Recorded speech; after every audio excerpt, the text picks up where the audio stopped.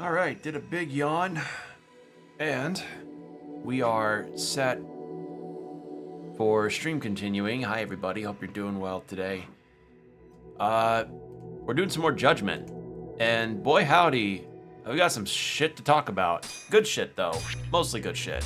So, to recap what we've been doing in the story, we've only got 2 chapters left, and we found out through Hamura that Kuroiwa, the hard-ass police investigator, is actually the mole who's been killing all of the... No, not Kajihira. All of the... Oh, come on. It's another... Kyorei, that was it. All of the Kyorei Yakuza. Guess we're doing this. And we also found out, Hamura did a lot of the stuff that he did to mostly help the family get back on its feet and stand on its own in the ranks of the Tojo, which, admirable thing, but kind of a fucked up way of going about it. The Shono researcher guy turned out to be the person that wanted to contact, but the Ministry of Health wanted to continue with the Ministry of Health, and one of his helpers was the person that was responsible for starting the whole mole murder situation. And that started all out because of the whole Kajihira group's about to take our property and make it whatever they were planning on making it. We got to figure out what we got to do. And we found out the side effects of the whole 89 situation. So, yeah, a lot happened. And now we know Kuroi was the mole, and we know we're just kind of figuring out our next course of action right now. Although, right now, my next course of action is to fucking heal as soon as I can, because I was having, because of how low on the money I've been unable to heal myself very well. So, yeah.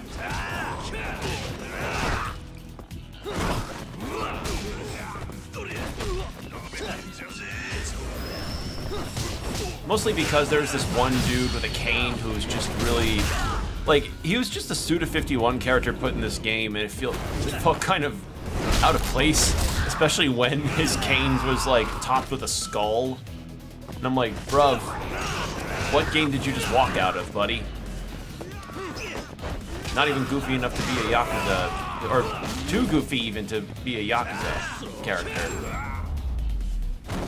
And speaking of Yakuza, so something that I saw in terms of Yakuza news recently was that apparently RGG are planning on showing the next entry in their series on the 20th of September, which...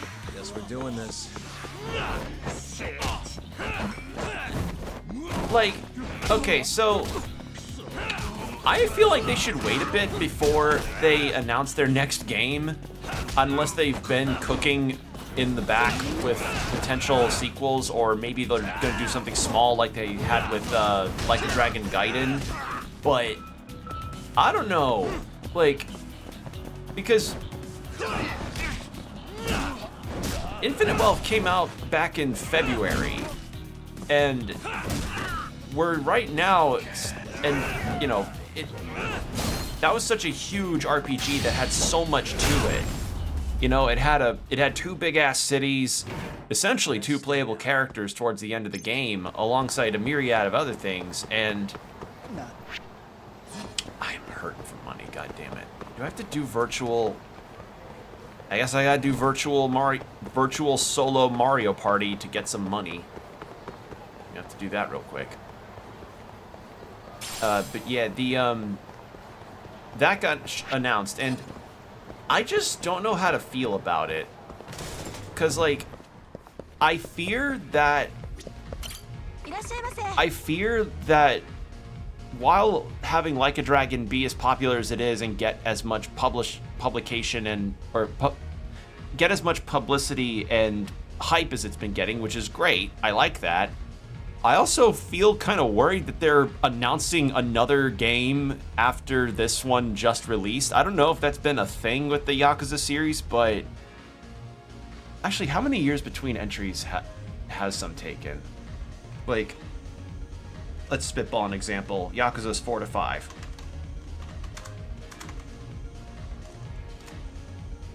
So Yakuza 4 released in 2010. Yakuza 5 released in 2015. But that's in the West. What about Japan?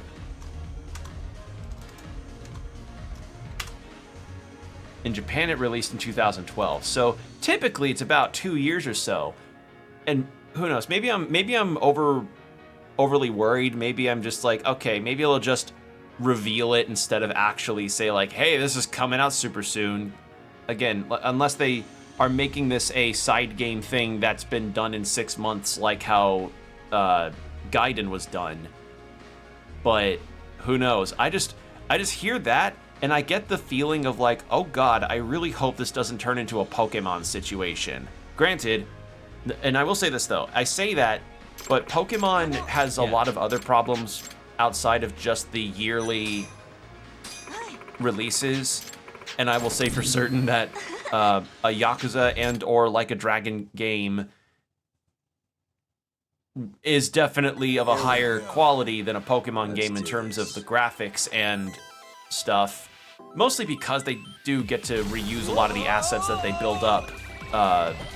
Which, you know, to each their own as far as your opinions with that. Like, some say that reusing assets like that can be a bit distracting, and I can understand why, but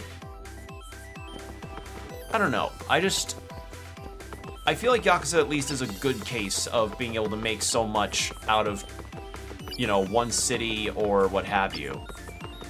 But I just feel like it's too soon for them to really announce another game when their most recent and most successful game dropped like oh my god, 6 months ago. It has been 6 months since that game came out.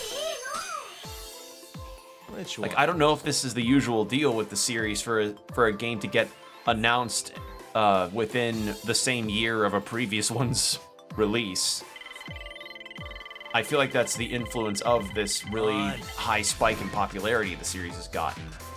Alright, what am I fighting? No, don't exit. No, I want to see the... That's it. We'll go present. This one. Yes.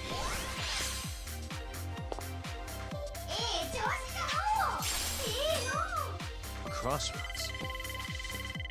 Roll them. This one. All right, I fight a tiger. Looking good.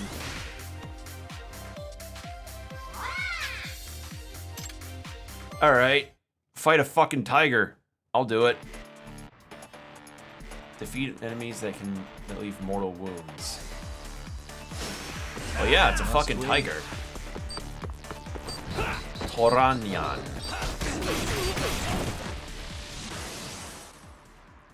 All right, I think I'm not ready for a tiger. You know what? You know what? That's actually what would happen if you tried to fight a tiger with your bare hands. Come on. Oh, that's not good.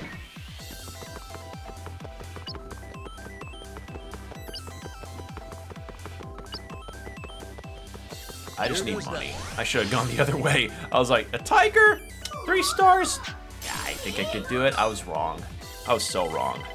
Now.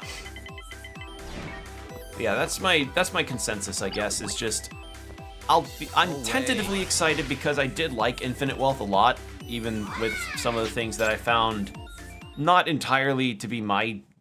Even though it had some things that I didn't entirely say were my cup of tea. Well, not... Out of the way.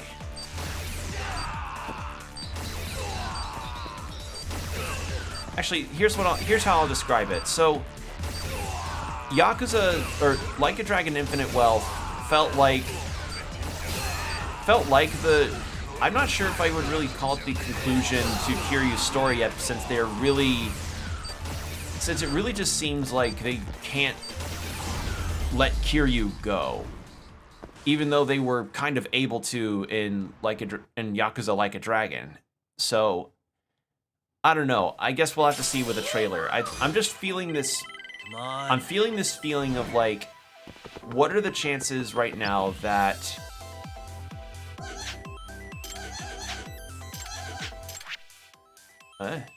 oh. Lone Wanderer of Virtual Kamurocho, Kuronyan is a mischievous digital thief that preys on delicious player data. Kuronyan appears in both the middle and long courses. If you come, all your items will be taken away after stealing, flees to another space on the board. Oh, I fight him too. Okay, he's over there. Now. I'm gonna go left this time. Not making the same mistake twice. Here we But go. yeah, that's like my general thought is like, if another Like a Dragon game happens, I kind of don't want it to feature Kiryu as heavily. Like, I love Kiryu, I honestly do. He's one of my favorite characters in any game series ever.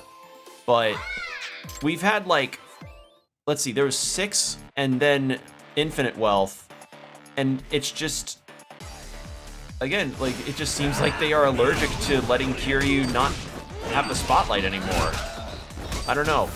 We'll see. Because the last we saw Kiryu, he was getting chemotherapy treatment, which, like, awesome, but I don't know.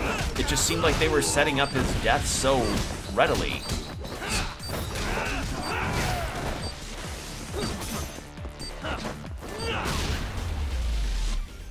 We'll just have to see. But I'll keep my eye out on it, because the 20th will sneak up on us sooner rather than later, along with a lot of other releases. And speaking of games where releases have fucking snuck the fuck up on us, so one highlight that happened... Oh, fuck. Well, I lose.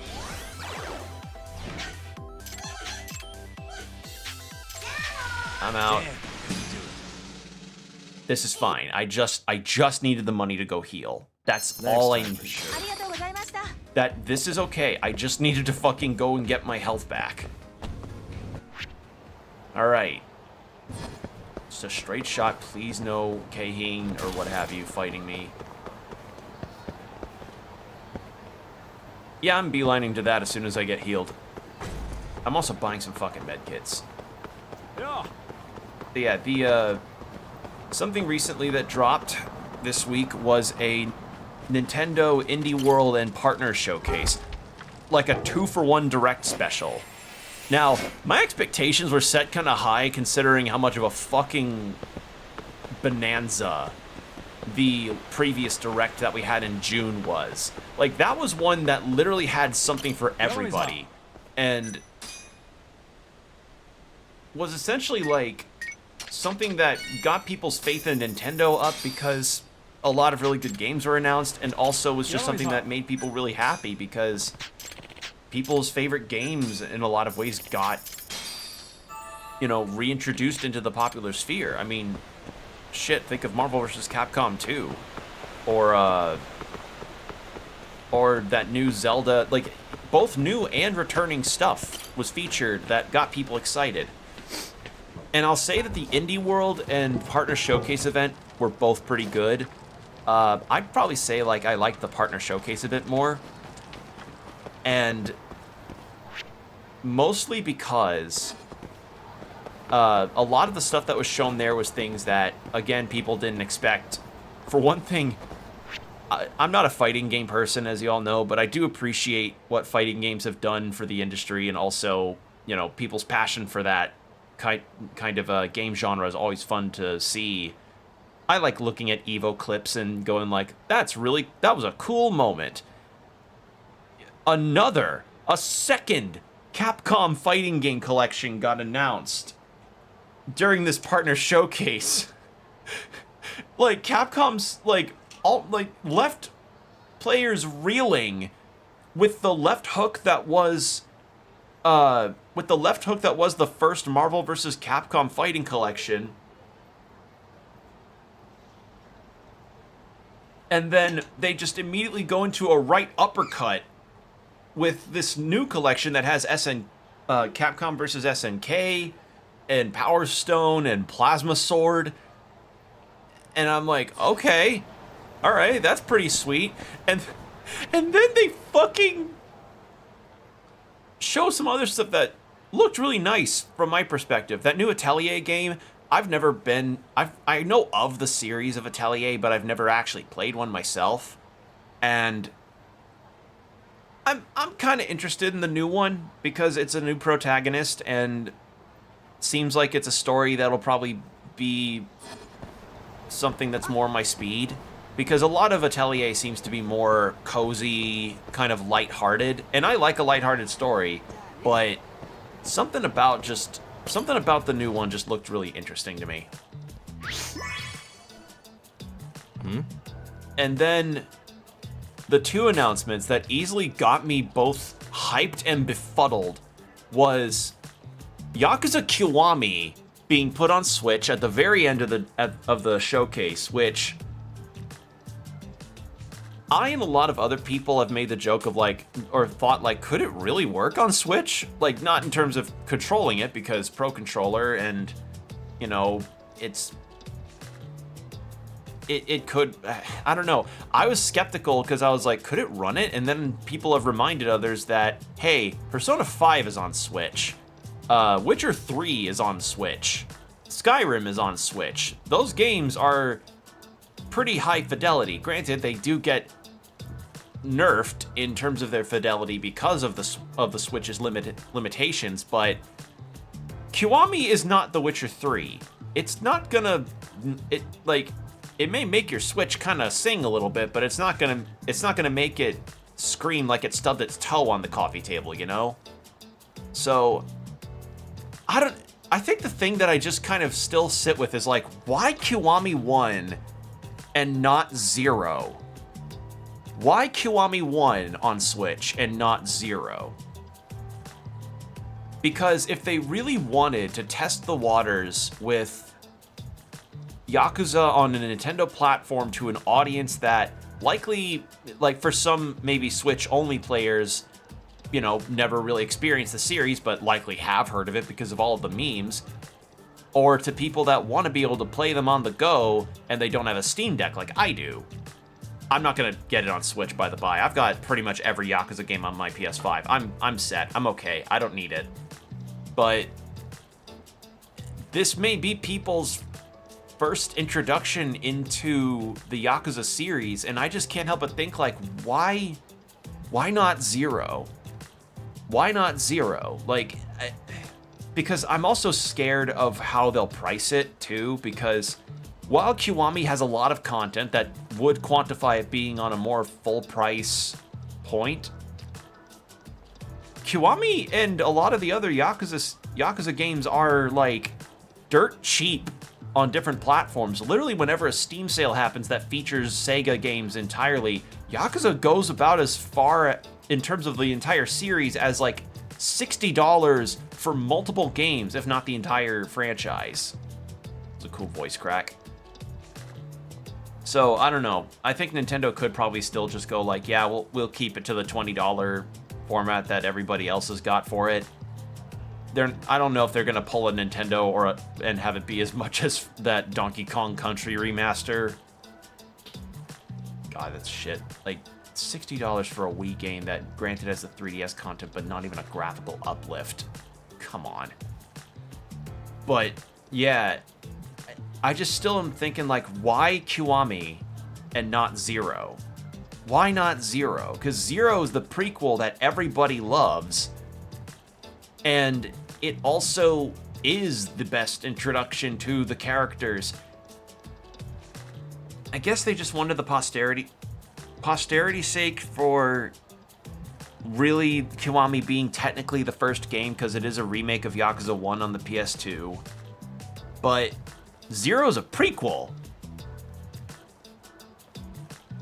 I don't know, maybe they'll release 0 down the line and have it be like, okay, we tested the waters with Kiwami 1, people like it, and now we're gonna put 0 on there, so that not only will people get more Yakuza, but they'll also get context as to backstory on Kiryu and Majima. You know, I'm almost gonna say something. I'm not in the RGG fandom or Yakuza fandom in any kind of major deep way. Would Zero kind of be considered more Majima's story? Kind of like how I say that Infinite Wealth is more Kiryu's final foray into fighting? Because I did not feel like Infinite Wealth was an Ichiban story. Like, he was the protagonist, yeah, but I felt like Kiryu's whole deal about him fighting his cancer alongside the attachment that he feels towards Akane and Lani's conflict parallels to, or mirrors, Haruka's in a lot of ways. So, I don't know. I just think, why Kiwami 1 and not 0? That's it. Like, why? Like, I don't know if Yakuza 0 released. I think it just released on PS4 during that time frame. So maybe they're saving that for the Switch successor. Which I find it funny that in every single Nintendo Direct or any kind of Nintendo major announcement that happens, Nintendo has to put a fucking prefacing statement below that saying, "Hey guys, we know you want to hear more about it, but this is not where we're gonna show the show the Switch successor. Calm down now." So, I don't know. I just... Kiwami 1. Really? Kiwami 1. I don't know. We'll see. But it'll get some more people into the series. Because I know there are people that probably prefer to game on their Switch that would give this a go. I just wonder about the performance too. Like, it is a PS3 game. How's it gonna run? How's it gonna run on the Switch? Because it's capable of running PS3 level games okay. I mean, I have Tales of Vesperia on my Switch, and that's an Xbox 360 PS3 era game, and that runs fine. Granted, comparing Tales of Vesperia to a Yakuza game, those are very different genres and very different kinds of graphical styles and engines. I don't know. I need to see the specs of it before I can think, like, is this a version I would recommend to somebody to try out?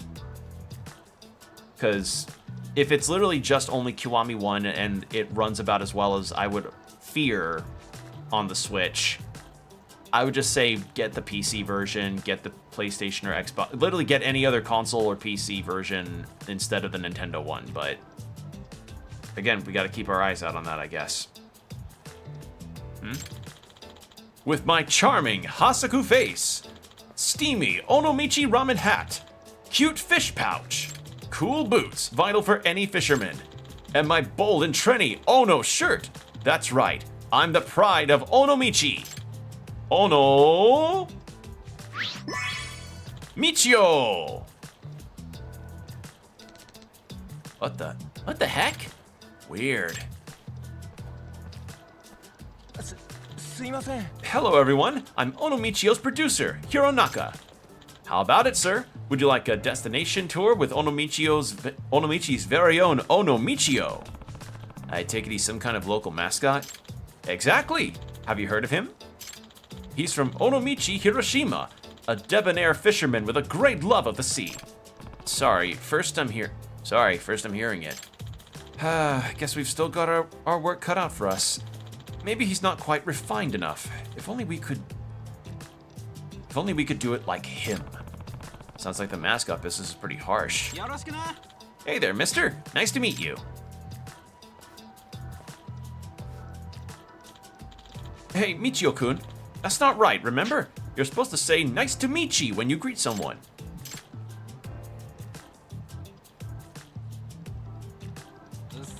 Whatever, dude. What kind of attitude is that? You're ruining our mascot. Oh, someone who's clearly, like, they could be okay for the mascot suit, but they are definitely not wanting to do the full deal. My apologies. You shouldn't have to see that. Right. I'll be on my way then. Well then, So, yeah, Kiwami 1 on Switch was definitely an announcement that was unexpected in ways that I really... Like, that blindsided me so hard, because I did my hardest to not get spoiled about these events. If there's anything that I would plead Nintendo to just stop doing is having these goddamn showcases be at, like, 7 to 8 in the morning for their showcases. It's so fucking early. Why do they have these shows so damn early? It's so much. Like, during the June Direct, I had to wait, and I basically had to completely shut myself away from everything around me and not be on the internet, watch the showcase, and freak out, have fun, and then get to see everything after the fact. But, like, I can't fathom, like, why the hell they keep doing that. So... yeah, I did my damnedest to avoid everything, hence why I was so surprised about Kiwami 1 being on Switch. But the thing that really got me, as far as an announcement that made me go, oh fuck, that's fucking awesome. Hold on, there's something over here. Hey, aren't you the guy who was being chased by the cops not too long ago? Huh? What? Oh, trust me, I wasn't doing anything bad. It was self-defense, see? I was getting harassed by some thugs, and who cares about that? All I noticed was that your running form was incredible. That's what you're focused on? Just who are you anyway? I'm Shun Isaka, a sprinter in track and field.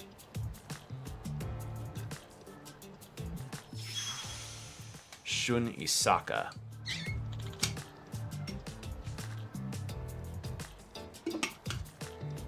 And you are? It's me. Yagami. Yagami-san. All right, Yagami-san. There's a favor I need to ask a speed demon like you. What is it? Chase me, Yagami-san. I want you to run after me. Huh? Excuse me? What do you mean? Yes, I want to feel your footsteps right behind my heels. I can't unlock my full potential unless I'm being chased. Doesn't that mean you only have a limited potential in the first place? Doesn't that mean you only have limited potential in the first place? Not at all. Ever since I was little, I'd always run like the wind whenever someone chased me. Okay, even if that's the case, why not ask one of your fellow athletes? Those guys just don't understand the concept. That rush you feel when you're almost caught.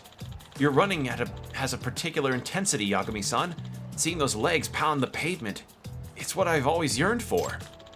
I bet if someone like you is barreling down behind me, I'll unlock a hidden potential within me. I'll be able to run like my favorite superhero, the Flash, on my favorite TV show, Flash CW.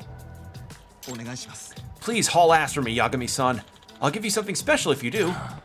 Your choice of words is horrible, but fine. I guess I'll chase you down. Yes, you're wonderful.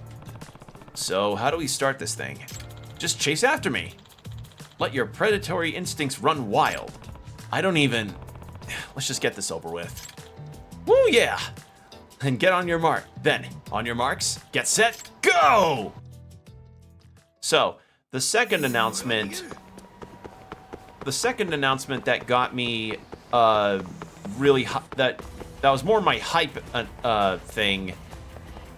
So, y'all know I'm a Castlevania fan. That I've talked about the series a lot, and in terms of either the game series or the Netflix series. And I never thought that we would see another potential release out of Konami in terms of a collection, because literally all that's left as far as games to bring over is the DS ones. They brought the DS ones, and a couple of the arcade ones too, which granted is more like Haunted Castle, which is like an arcade one made by Konami, but it still technically is Castlevania. But yeah, we have the DS Castlevania games. And I think the big worry that came from me and a lot of other people is like, how the fuck would they adapt a DS game? Shit. How would they adapt a DS game to a console like the Switch? Like, how would the format look? How do you get two screens on one? How do you get what was initially on two screens on one?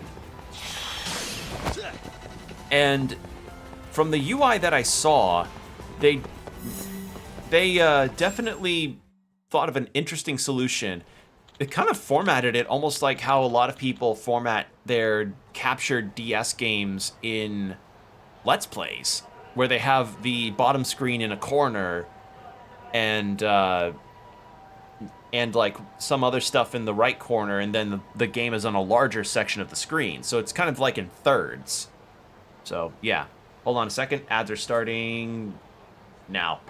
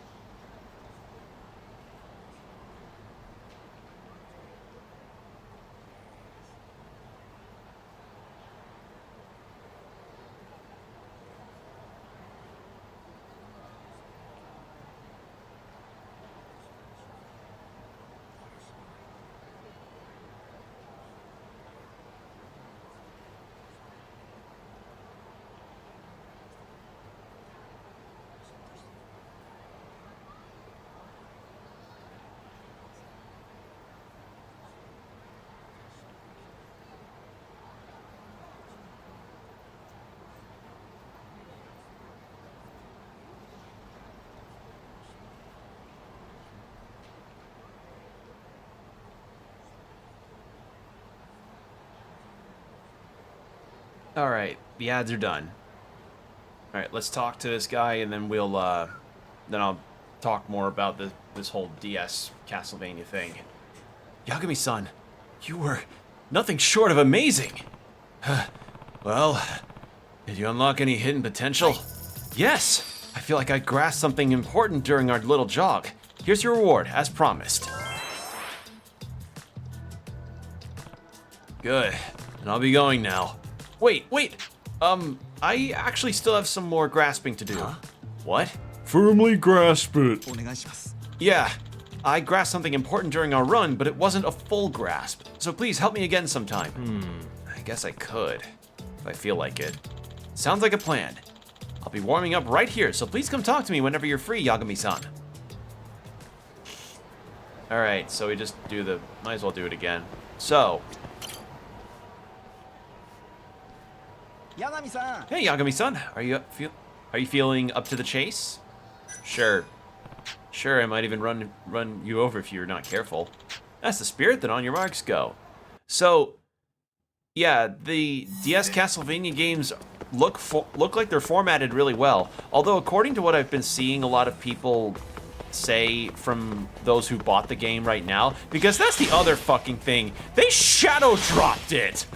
Like, Konami and Nintendo just straight up went, hey, Castlevania fans, you want to play these DS games? Well, you can play them right the fuck now, which is like, huh? Like, later today, hello? So, yeah, that was a very pleasant surprise.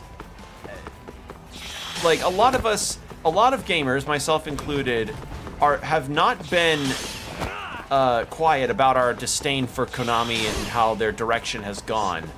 But god damn it if their collections haven't been really good. You know, as somebody that's been playing the anniversary collection for the retro games and played through all of the advanced games on the advanced collection, I think they at least have that down in an okay way. But I'll be damned if I feel like I could trust them with another Castlevania game, which, I don't know, considering that they literally just shadow dropped this DS collection, it could potentially happen. I like that. I'd like to at least see what they could do for a Castlevania game, since they haven't made one since Lords of Shadow 2. But yeah, it's Portrait of Ruin, Dawn of Sorrow, and Order of Ecclesia. I've played Dawn of Sorrow, but only got the neutral ending. I was chipping away at Order of Ecclesia on the DS, but I got distracted by other things, and I haven't been really playing that. Although I may actually may start a new playthrough with this collection now. I'll still keep my DS version, obviously, but that's a thing now. And Portrait of Ruin, I've never played. Never played it at all. So, yeah, and you bet I'm gonna stream those, because I've basically been streaming the Castlevania series on this channel for a very long time. I did the Advanced Collection. I've been chipping away at the retro ones. The next one on the chopping block there is Castlevania 4. But no, my plans have been disrupted. The next stream game I do is definitely gonna be Portrait of Ruin. I'm too intrigued, and I really want to try it out. So, yeah, it'll probably be after I finish this game. So expect that. That's definitely gonna happen, because I'm a Castlevania fan. So, yeah, that just completely tripped me up. Like, I just a shadow drop of the DS Castlevania games. Fucking wow. Crazy goddamn times we live in. I just really hope that the success of this, and also that Metal Gear Solid 3 remake that is slated to come sometime in the future, really tells Konami that people like it when they actually, you know, make a video game.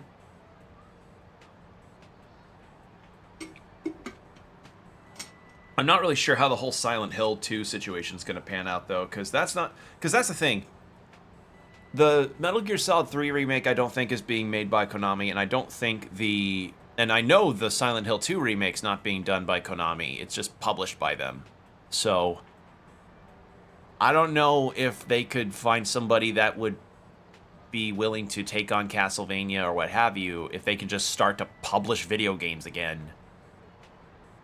I don't know. We'll have to see. But this at least was a nice surprise to get the Castlevania games on the DS on the Switch. And it's proven now that they can get DS games to work on the Switch, so maybe Nintendo could actually put DS games on the Switch. You know, get some of their classic DS games up on there. You know, a lot of the DS Pokemon games, you know, as drawn to life, you know, maybe. What are some other ones? Kirby's Rainbow Curse, although I think that one might be a bit... Well, if Konami can make the sigil drawing thing in Dawn of Sorrow work by QuickTime events, maybe what they could do for Kirby Rainbow... What was it called? It was a... What was that one? Kirby DS game. What the fuck was it called again? Canvas Curse. If they could, like, I feel like they could get Canvas Curse to work on the Switch. Probably have to be controlled via control stick, but I think it could work. God, what else? There are so many DS games that really deserve a port. Dragon Quest IX. Like, I would prefer a full-on remake if they did it, but you know, if they decided, hey, we can't really remake the game in full, but we can at least put an HD hit on it, and we could make it HD, make the online work, and then boom, you're good. Like, that's it. You just make the online work again so that you can play co-op with your friends, like how it was in the original. Put it in HD stuff and make the dungeons work properly. There you go. Because Dragon Quest IX, alongside the DS... The other DS Dragon Quest games. They could do that. Konami's proven that you could put a DS game on the Switch and it could work. And I mean, shit, they could put a DS game on any console and it would work. So, yeah, I feel like the gate's now opened. And with the DS, I feel like the advent for 3DS games to be ported over would be good, especially since Nintendo pushed Luigi's Mansion 2 so much. I don't know, I'm just feeling something about this. I feel like we could see a new wave of DS ports that will reintroduce people to a lot of classics. Fucking Radiant Historia, if that got ported, I'd go fucking ballistic, especially if it's the Perfect Chronology version. Although what I would like is if they did Perfect Chronology on the Switch, that they don't do what they did on the 3DS version and make the old art style a DLC you have to buy. Because fuck that shit. But yeah, it'd be SMT4, fucking Link Between Worlds, literally one of my favorite Zeldas. I don't know, I see the potential for DS and 3DS ports since, Konami along with Nintendo managed to get Castlevania DS games to work on there and look like they do well. There are some things that I saw, though, that apparently there's some typos and there's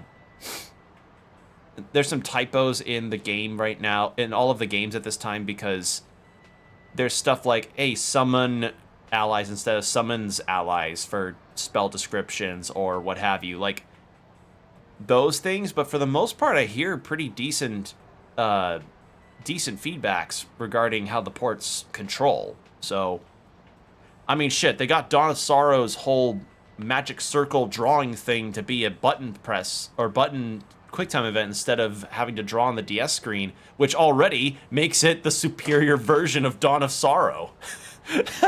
That's the funny thing. It's now the superior version of Dawn of Sorrow because you don't have to memorize a thing and then draw it on your screen. You're set. Well, did you get something out of it? This sensation! The rush of adrenaline, a billion sneakers thundering down a million streets, echoing across the cosmos. I'm assuming you grasped your inner potential. Hi. You better believe I did. Basically, my problem is that I was trying to run too fast. Wait, what? Yeah, I realized I was putting way too much stress on speed and not enough on form, which resulted in an instability. But when you were chasing me, I was only focused on the thrill of almost being caught. This helped me block out any unnecessary thoughts, stabilize my form, and help me maintain my top speed. That is kind of incredible. I don't really get it, but I'm glad you grasped your inner potential. Hi. Yes, it's all thanks to you, Yagami-san. To show my proper gratitude, I put in a little more than last time. Sweet. Oh, and please take this too. Oh shit. It wasn't much use to me, so I thought you'd get a kick out of it. Or I could just throw it away. You know what? I'll take it. Why not? A book on combat techniques actually might come in handy. Alrighty. Well, I better get ready for my next competition. Chase your dreams, Isaka-kun. Yep, and I'll be starting with Japan's national record. Catch you later, man. Good for him. Good for him. Wasn't there like a reporter guy that I was friends with? Who's this guy? It's the fucking hitman again! Huh? What the? What are you doing here? Huh? What, no cane this time? Oh, you're gonna be walking away in crutches. None. Cane? Crutches? The heck? Wait, don't tell me. You must be Yagami. The one my little brother's been harping on about. Little brother? Oh. Yeah, I'm Ryo Suzaki. And the guy you fought at Soleil Building? Soleil Building? He's my twin brother. Though I'm not a Yakuza like him. Of course. Nah. Oh, so that's what's going on. You almost had me for a minute there. But dang, you guys look so alike. You even wear the same clothes. So, he even started copying my outfit. Doesn't surprise me. He's always been trying to one-up me ever since we were kids, little turd. So he looks up to you, huh? I'll assume you're a respectable citizen then? Yeah, right. My idea of a good day is waking up and drinking till I'm sick, then drowning out my thoughts with more alcohol till sundown. So you're saying you're an alcoholic? Oh, alcoholic is such a harsh term. I'm more what you'd call a free spirit. Someone who consumes spirits freely. Okay. I wasn't expecting this plot line, but sure.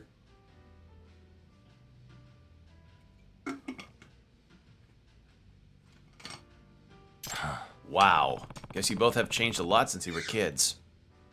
Sure enough. Now I tell you what, Yagami-san, drinks are on me today.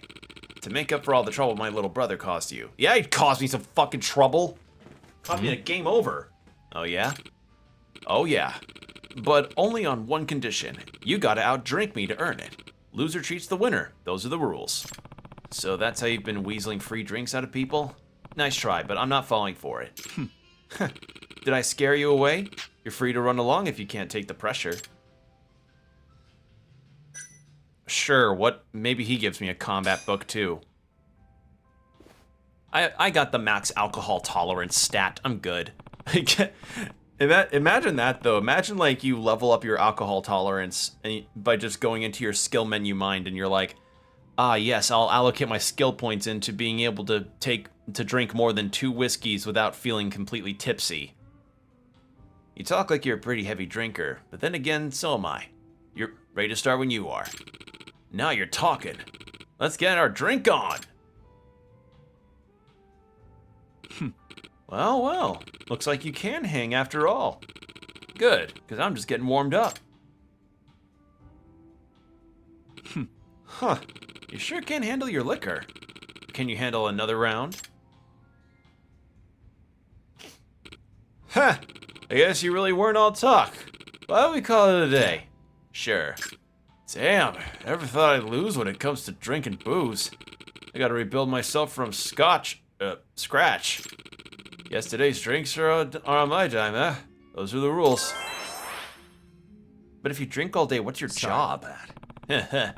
Cheers to you then. Alright. Cool. I mean, free drinks.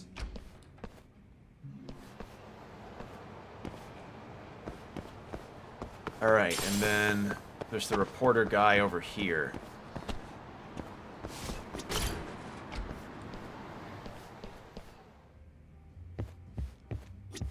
Yagami-san. What's up? My main man. Hey, Hiranuma. You come by Shalak pretty often, I see. I do when I feel like getting hammered. Which is gonna need to happen after this next job. You up for playing photographer again? Hmm? Sure, but what kind of job are we talking about? I need you to take some pictures again. This time, it's a performing artist. Yeah, performing artist who was on the news recently because of some kind of scandal. His stage name is Brahmsama. Have you heard of him? He's one of those goth rockers with a vampire persona. Yes. Nah. Yeah, let's just say I'm familiar. Oh. Good. This'll go a lot quicker. He's apparently doing community service to make amends for something he did in the past. And since I want to write an article about it, I need you to get his picture. Yeah, that whole thing... Did you catch the press interview that aired with him? Hmm? No, not really. Why? Do you know something about it? Huh? Oh, nah. Nobody's ever gonna know that it was me. What a relief. Although, I was half tempted to just spill it just now. Maybe someday. Anyway, I hear Brahmsama's been picking up trash around town as part of his community service. Yeah, he got off light. But if you ask me, even though he whines, at least he takes it seriously. I'm surprised he's actually going through with it. I've been rather curious about that myself. That's why I wanted you to check on him and see how he was handling it. With photo evidence, of course. Apparently he picks up trash near Park Boulevard pretty often. Would 50 G's get you to do it? Yeah. Say no more. I'm on the case. 50 G's for some pictures? Fuck yeah. So yeah, that whole deal is that we acted as a body double for a rock star who was a real dick in his past, and the press was on him. And the guy was acting like a method actor whenever he was dressed as a vampire. And due to that, we got the vampire disguise that I've been wishing that I could wear more often. So, yeah. I didn't expect that to actually come back, though. Interesting. Nice.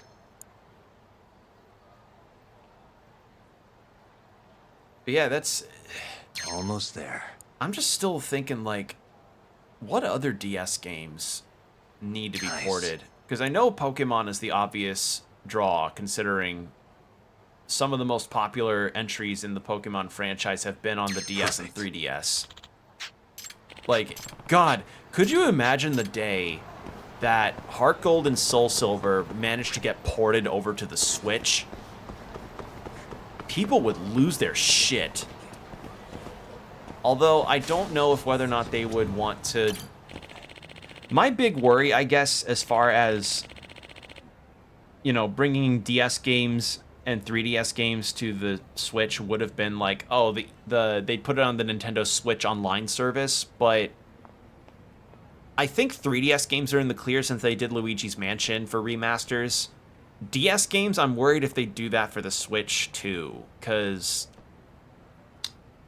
if they did that for the Switch too, it would mean that, again, you'd have to pay potentially $60 a year to access them the same way you have to do it with Game Boy Advance games and Nintendo 64 games. But at the very least, the other thing I also know is that Wii and GameCube games are out of that sphere because a lot of GameCube classics have been put on the Switch. Like, again, like, and not like just the popular ones like Paper Mario, although that's more of a remake. I'm talking like they put Baten Kaitos on the Switch. Who the fuck remembers Baten Kaitos? Apparently a lot of people did after that trailer was announced, but I'd never heard a peep of it. So, yeah, that's gonna be it. I'm keeping an eye on them for recent years, and the final thing that I'll say about it, and I also found really, really funny about this past partner showcase and Indie World event, all of those hype announcements, all of the games announced in that have followed just after games, like shortly after Gamescom, Jeff Keighley's other game show thing that he has in Germany. And there was some stuff that looked all right from there, but a lot of people were left feeling kind of towards Gamescom.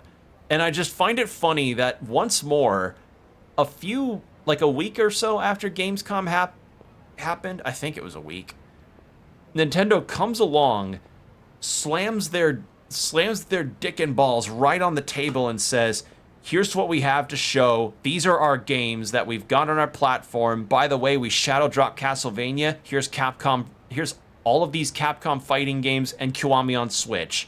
Puts dick and balls back in pants and walks away. We're just left there stunned and like, okay, 2 for 2. So now that's got me wondering if they're gonna do the same thing again in the Game Awards. Like, because the Game Awards are going to be coming up in December, as they usually do, so I don't know if they'd announce the Switch successor there, or if they're just going to save it afterwards, but eyes are on Nintendo right now for me, frankly, because, yeah, a lot of the stuff they announced is on other platforms too, but they've been in tune with giving people what they want lately, and that's awesome. Again, I got to finish Paper Mario: The Thousand-Year Door, a sentence that I would not have gotten to say a year ago, or even a year or two ago. I wouldn't have been able to say that. So yeah, cool announcement stuffs. Looks like everything went smoothly, Yagami-san. Yeah. All right, 6,000 yen. Let's go. Guy's drunk again. But I gotta work off the booze before I go drinking with him.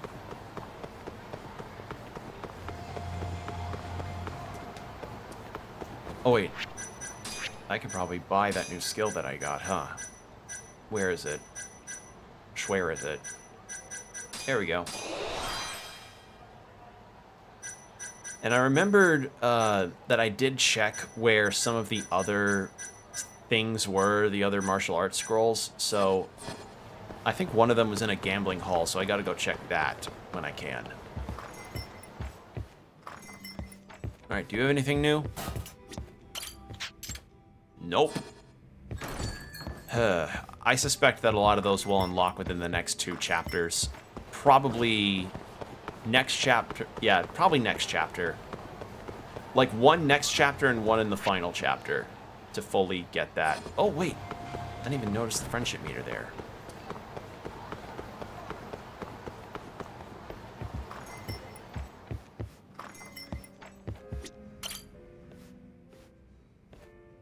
Talk. Ah, Talk. Come here to cheer me up? What do you mean? What do you mean? You're as radiant as ever. Well, I haven't been working as much, so... Ah, work. Right. Hey. So, any chance you want to make tonight more interesting with another bet? Huh? Does the loser still have to pay? Listen. Really? You're worried about losing before the wager's ever made? Yes, but fine. Let's do this. Let's do it. Now we're talking. Let's see here. How about we bet on whether the next customer is a guy or a girl? But that's completely up to luck. Exactly. That's what makes it so exciting. I'm gonna bet on the fairer sex and say girl. Talk. Any objections? It was your idea. I guess that leaves me with the guys. Then let the contest begin. Luck be a lady tonight, Talk. Hey, Talk. Just so you know, Mari's been throwing them back. She's coming for your wallet hard if you lose. Huh? Again? Really? Then luck be a dude tonight, please. This is taking forever. I'm gonna head to the ladies' room for a minute. Watch it be like a guy bringing his girlfriend with him.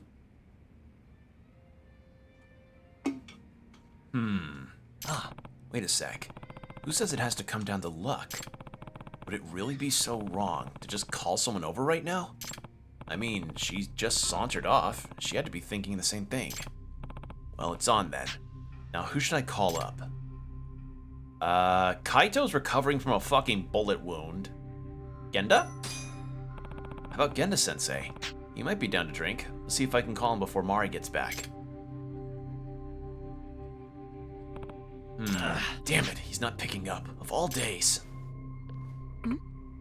Doc, what were you up to just now? Nothing. Nothing?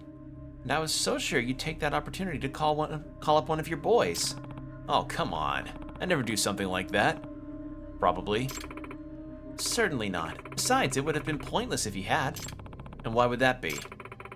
Anyone who you'd consider calling is probably off drinking at another bar by now. What?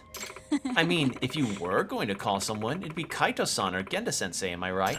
Shit! Boys will be boys, not that I'm worried. I had a contingency plan already. Huh? I couldn't beat you last time, and losing simply doesn't suit me, so... Don't tell me. I may or may not have made a call to an acquaintance of my own. On top of that, I invited Kaito-kun and Genda-sensei to my other friend's bar. Really? That's... wow. Should I do my victory dance now or later? Wow, alright. Mari, I'm here. Sorry to keep you waiting. No problem. Ready to drink till you drop? This fine, upstanding gentleman over here said he'd be happy to foot the bill. Really? Wow, thank you so much. You're such a sweetheart, Talk. Really, you're too kind. No way. Ugh. So if I didn't call Kaito or Genda, that was horrible. At least we're settled up now. But damn, Ari is not to be messed with. But at least I didn't lose any money, actually. All right. Could also help Kim with the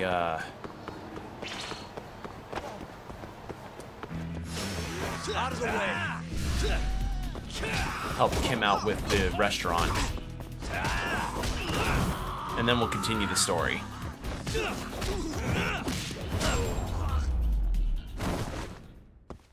And stay down.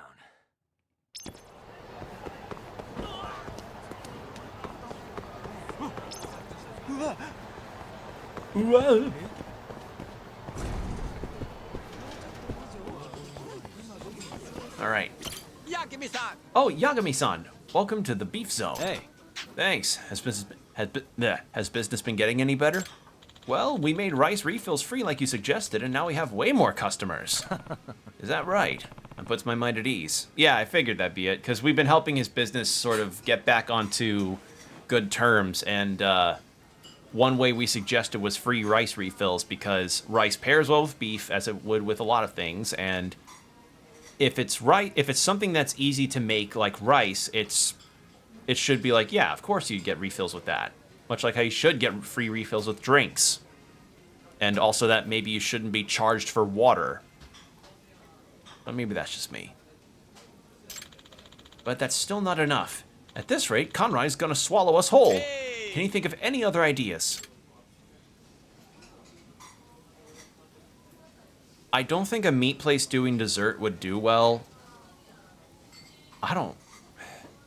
If I say dropping the prices, I feel like that might not help. Because if it's a chain business that he's talking about, they probably already have a lower price than what they can go, so they can't go any lower. I mean, if they're gonna have a dessert, maybe it'd be something like a palate cleanser. That's not even the right word. Sure, let's go dessert. Why not expand the dessert menu? That way, you'd attract more families with young kids as well as a group of girls. Helps give that menu a nice touch. Wow, you really know your stuff. You sure weren't a restaurant manager before? Alright. Yeah, like a nice sorbet or something. Or gelato. That might help. I don't know, we'll see how that goes.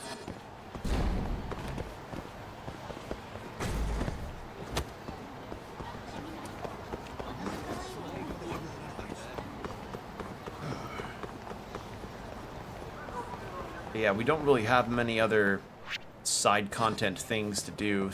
Like there's still stuff, but not. I'm not too interested in drone races, so. I'm not too interested in drone races, and the solo virtual Mario Party thing for me is only really good for getting some extra cash when I need it. There is the gambling thing over here, so I might need to check that real quick to get that martial arts scroll, if I can do that.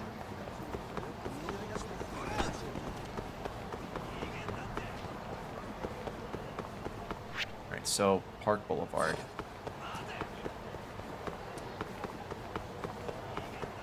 Oh wait, hold on. What about my extracts?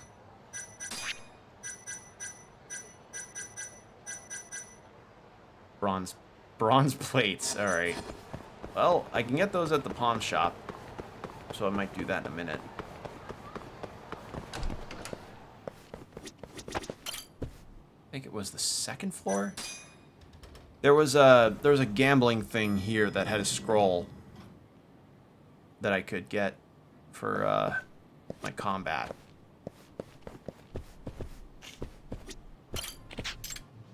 Exchange for prizes. Yes, so 1,500. Unless I already bought it. Did I already buy it?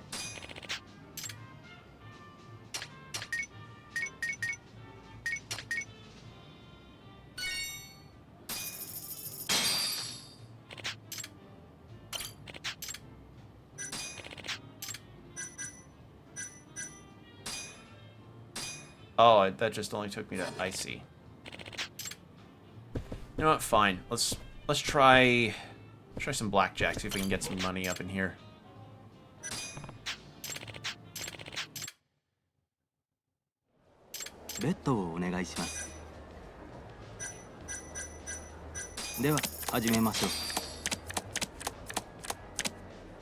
Oh, 17.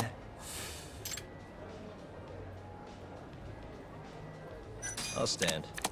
Yeah, I don't trust having a 17 that early. Oh, you got me. Fuck. Let's go gambling. Aw, dang it.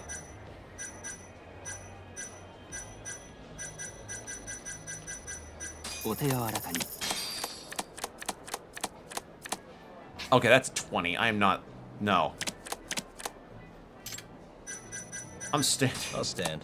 That's a 20. I'm not going higher. I'm not going that bold. Right.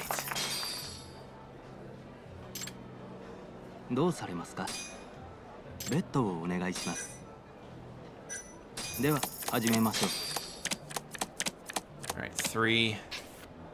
So 9. Hit me. I'll stand. Alright, 19. Right. Yeah, there we are. Okay, maybe I may win. Holy shit, I may actually do it. Okay, so 12. Hit me. Hit me. Fuck. Oh, you got me. どうされますか？ベッドをお願いします。では始めましょう。17 again. I'll stand. 引き分けですね。 Push. Okay. どうされますか？ベッドをお願いします。 That. Let's go 150. お手柔らかに。 14. Hit me. 惜しいですね。どうされますか？ベッドをお願いします。では始めましょう。 14 again. Hit me. Hit me. I'll stand. I'm good. やりましたね。 Sorry. There we go. どうされますか？ I hope I don't break even at 600. This is not what I need. お手柔らかに。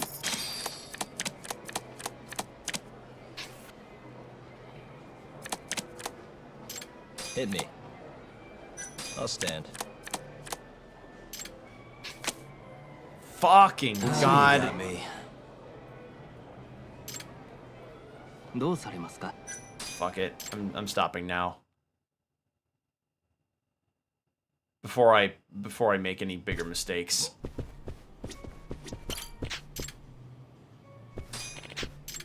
So I've got like 400 or so.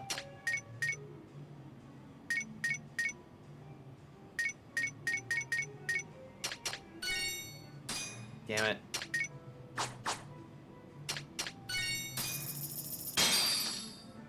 Alright, if I just win 100... Yeah, I just need to get that scroll. That's really it.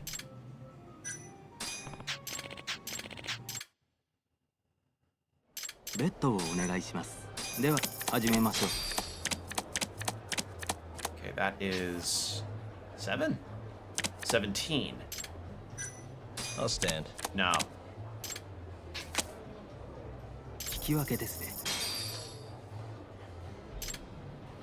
どうされますかベッドをお願いしますお手柔らかに18, I'm standing. Stand. I'll stand.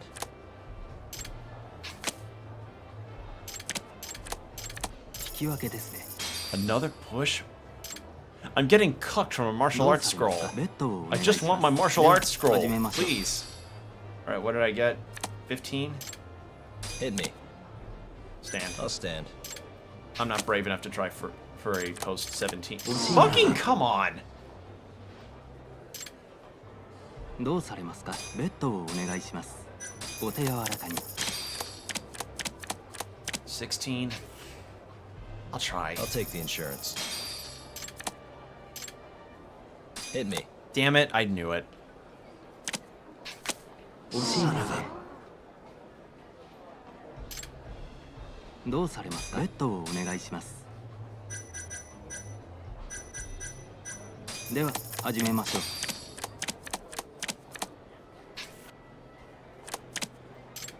Hit me. Hit me. 惜しいなどうされますかベッドをお願いします Don't I have a... No, I don't. お手柔らかに That's a 20. Could have used that earlier, god damn it. I'll stand. やりました I really could have used that earlier, but whatever. I'll take it. どうされますかベッドをお願いしますでは始めましょう Alright, 9.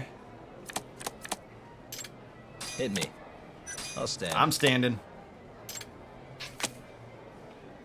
惜しいな Fucking... I'm done. どうされますか Nah. I'll just do my jobs and win then, because holy shit, this keeps happening. That's the gambling cycle. You get, like, you win a few times and you get so close to your perfect amount that you could be getting, and then you just stub your toe repeatedly as you're getting loss after loss, and then you're down. But then just before you're down, you get back up again.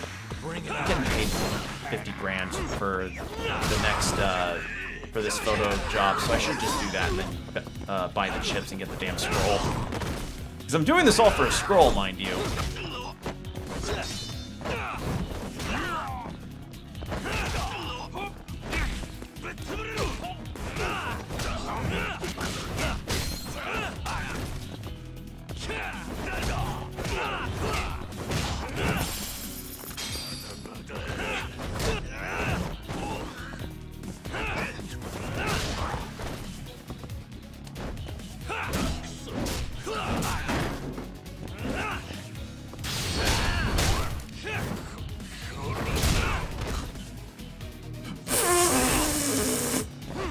Please tell me y'all saw that. Please tell me y'all saw that. God, I love the Dragon Engine and how goofy it is. What a waste. I love the Dragon Engine. Alright, what's going on? Yep, there he is, sure enough. but... Oh! No! Michio!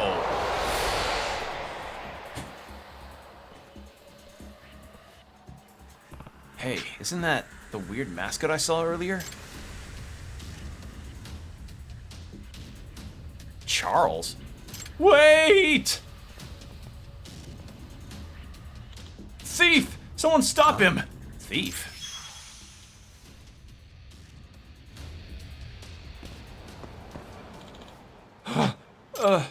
How could you let this happen? Aren't you in charge of that costume maniac? Well, yes, I am, for all the good it's doing. Excuse me. What's going on? Hey, have we met before?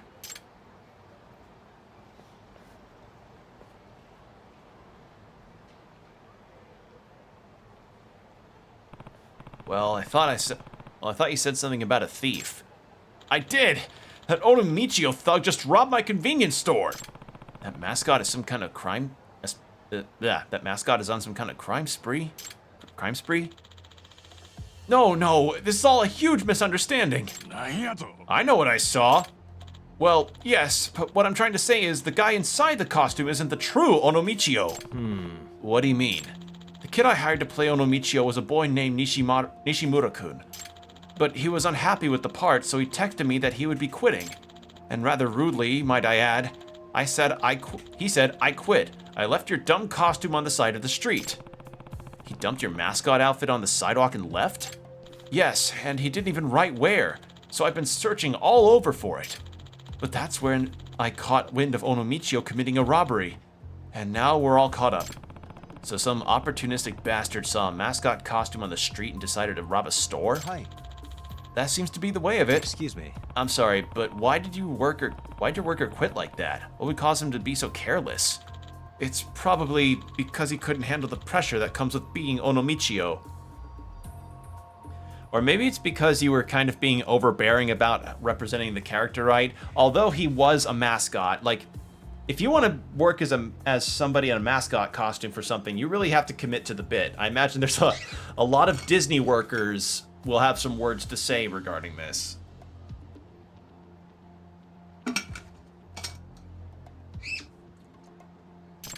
How much pressure could it be? Well, the guy we had doing Onomichio before was incredible at it, and I guess Nishimura-kun felt inferior.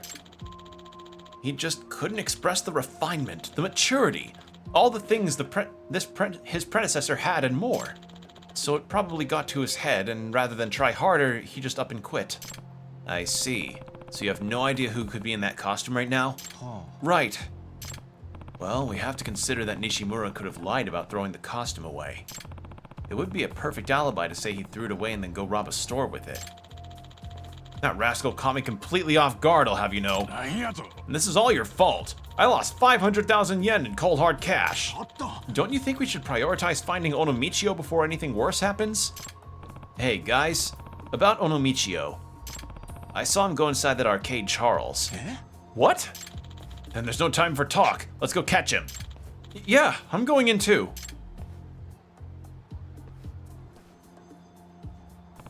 This won't end well. I should probably go see what's going on. Yeah, I don't know.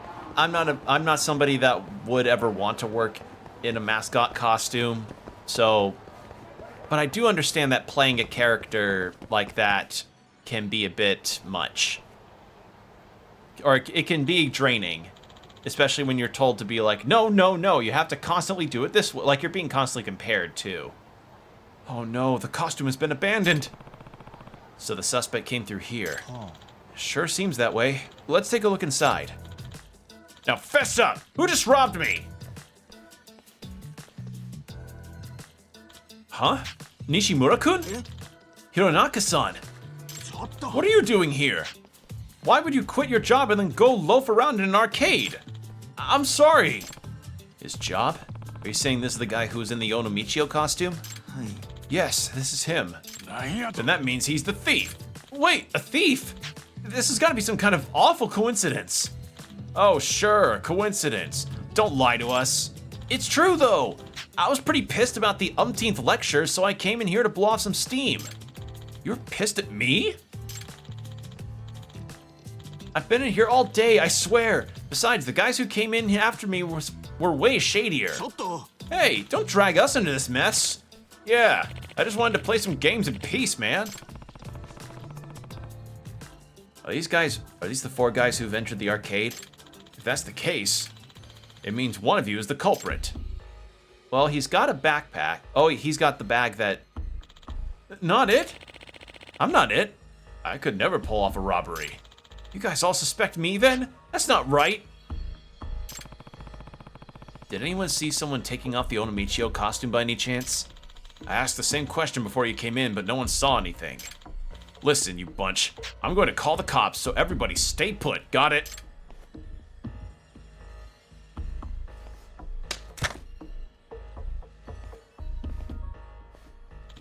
Huh? What was that for? Calm the fuck down, man. We don't want the cops sniffing around here.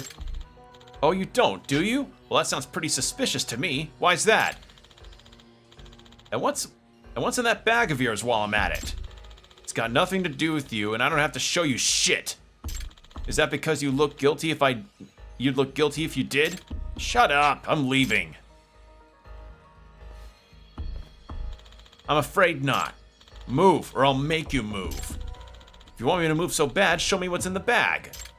Hey, why don't we all just calm down? Can't we talk this out? Yes, someone's gonna get hurt if we're not careful. If only a great detective would burst onto the scene like in those crime dramas on TV. Well, I'm a detective, but busting onto the scene isn't exactly my style. What should I do? Hey guys, I'm actually a detective. Eh? You are? Yep. Yeah, my name's Yagami. I run a detective agency in Kamurocho. How convenient. Then do something about this, would you? Please, Yagami-san. Onomichio's honor is at stake here. And I honestly don't think Nishimura-kun is capable of robbery. Huh? You believe me? I don't want to believe I could hire a robber. It would bring down the whole city's reputation if I did that. You may not be the hardest working kid, but I don't think you're a robber. Hironaga-san. There's a lot at stake, huh? I'll see what I can do. Let's get one thing straight, though. I don't care if you're a detective, you can't see my stuff. That just means I'm gonna have to resort to logical deductions, I guess.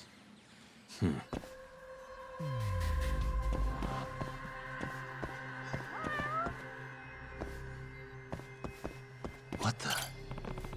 You really didn't want me to see what's in this bag. Hey, what are you staring at? I just want to know why are you so intent on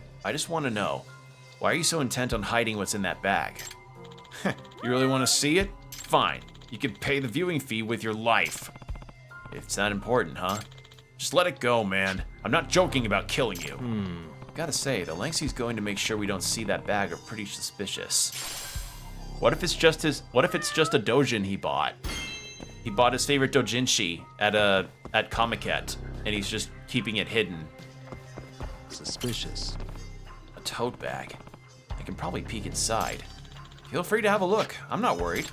Sure, let's see what we've got.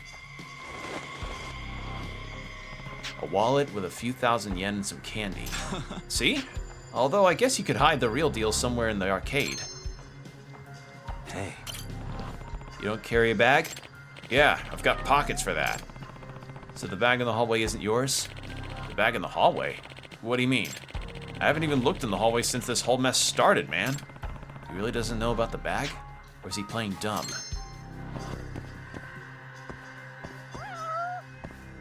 Where's the cat?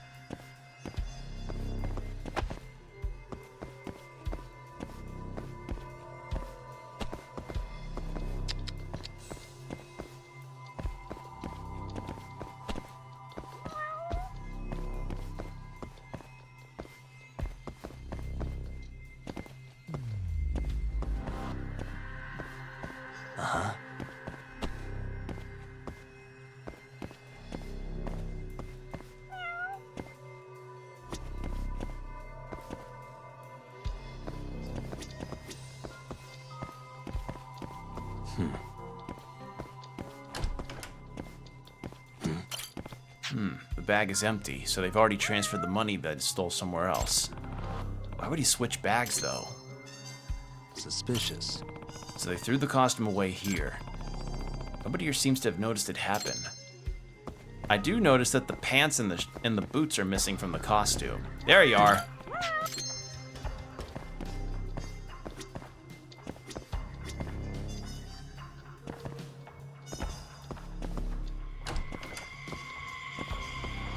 He's still wearing, yep. He's still wearing the boots. It is him. What the? Mind if I take a quick look in your bag? Sure, but there's no money in there. Just a wallet and some plushies he probably won in a claw machine. Where'd you hide my money, punk? I told you I didn't do it! It has to be somewhere in this arcade, but where? Yeah, he's the suspect.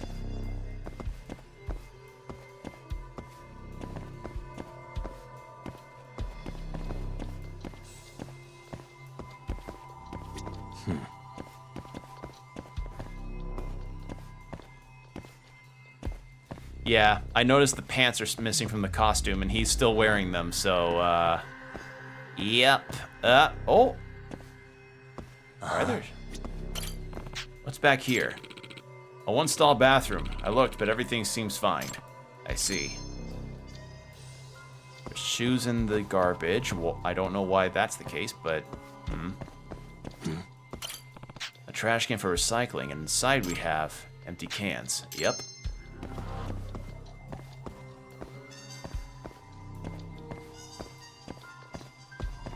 Still the games.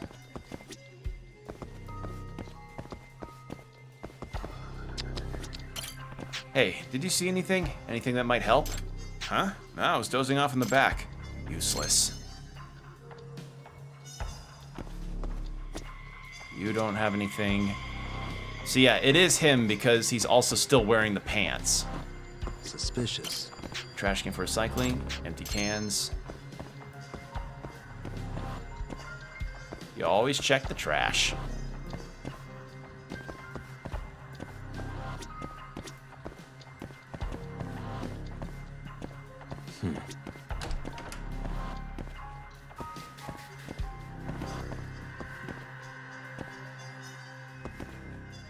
That's a out of service thing. Where is it?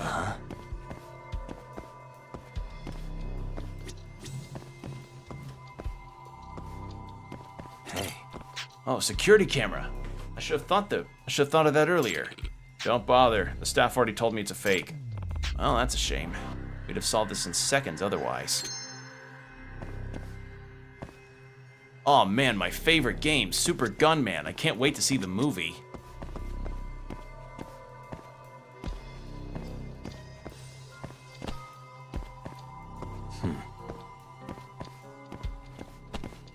Can't go in here. Oh.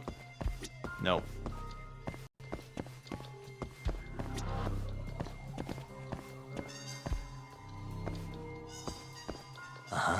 Where the fuck is the...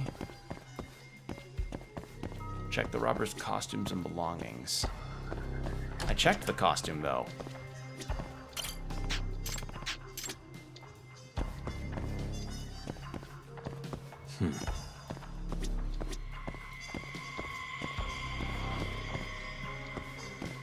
You still have the things on.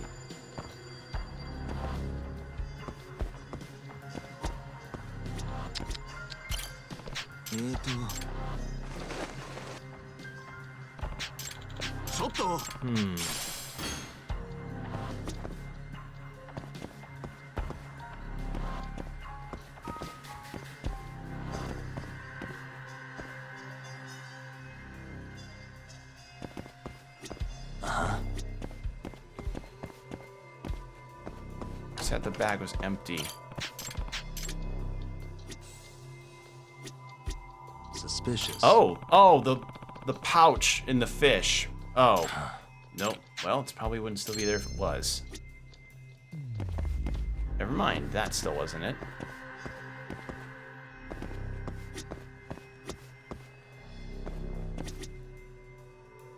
Checked all 3 of the... Oh, the knife. This is the knife the robber used. I doubt it's even worth checking for prints. That's right, Onomichio wears gloves after all. Yeah, my thoughts exactly. I think I've got a good idea of the robber's belongings. It's odd, something's missing. What is it? What is it? It's the pants. Onomichio should be wearing white pants, but they're not here either. Now that you mention it, you're right. The robber was wearing white pants too. That would mean the robber committed the deed in his own white pants. What makes you say that? Well, when Nishimura-kun wore the costume, he always brought his own white pants. Well, if he took them off, he'd basically be running around in his underwear, so he wouldn't have stripped. So I think it's safe to assume the robber was wearing his own white pants. Ah, I get it. That means the culprit is most likely still dressed in white pants. But there's something else missing too. The shoes. I don't see his shoes. You're right! His cool boots, vital for any fisherman! When a robber gets caught in the act, an employee can throw a paintball at him and stain his shoes. If the clerk did that, we can safely assume the culprit's shoes would be stained. Which means we should get a look at each suspect's shoes. But there's something else missing too, the gloves. Only Michio should be wearing white gloves. You're right, I don't see them anywhere. I guess they got rid of them out of fear they could trace his fingerprints on them. Any careful thief wouldn't leave such incriminating evidence lying around. I guess you could always burn the gloves pretty easily too.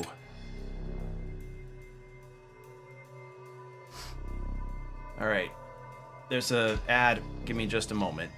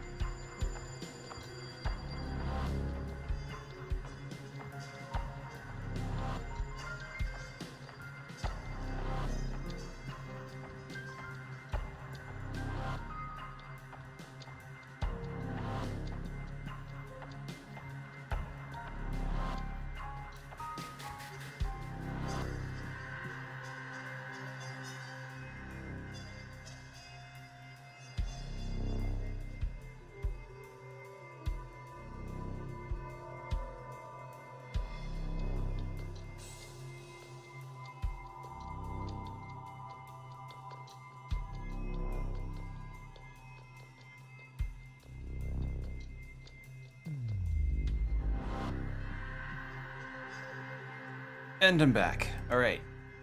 Let's solve this case. Everything that's missing are the white gloves, white pants, and cool boots. There's a chance the gloves were discarded, but the culprit may still be wearing white pants and the boots. I'm not sure. I believe the robber was wearing sneakers, not Onomichio's cool boots. I guess those boots would be hard to run in, but if the anti-thief paintball was used, then they may still be wearing sneakers stained with that paint. I guess they would have just discarded the boots. I guess they would have just discarded the boots, too. So, paint. Yeah, that makes sense. Kind of like how, whenever someone robs something and the clerks put some kind of paint canister in there and it just goes boom.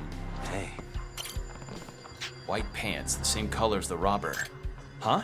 Well, yeah, I have to wear them to play Onomichio. So you texted your boss that you quit and then just threw away the costume? Likely story. You probably kept the costume so you could rob me. That's not true! I can't rule out the possibility, despite whatever faith Hironaka-san seems to have in him. Wait, are those boots? Yeah, but Onomichio wears cool boots that are vital for any fisherman. Oh, so your boots aren't cool, I guess? He's not wearing sneakers, and I don't see any paint.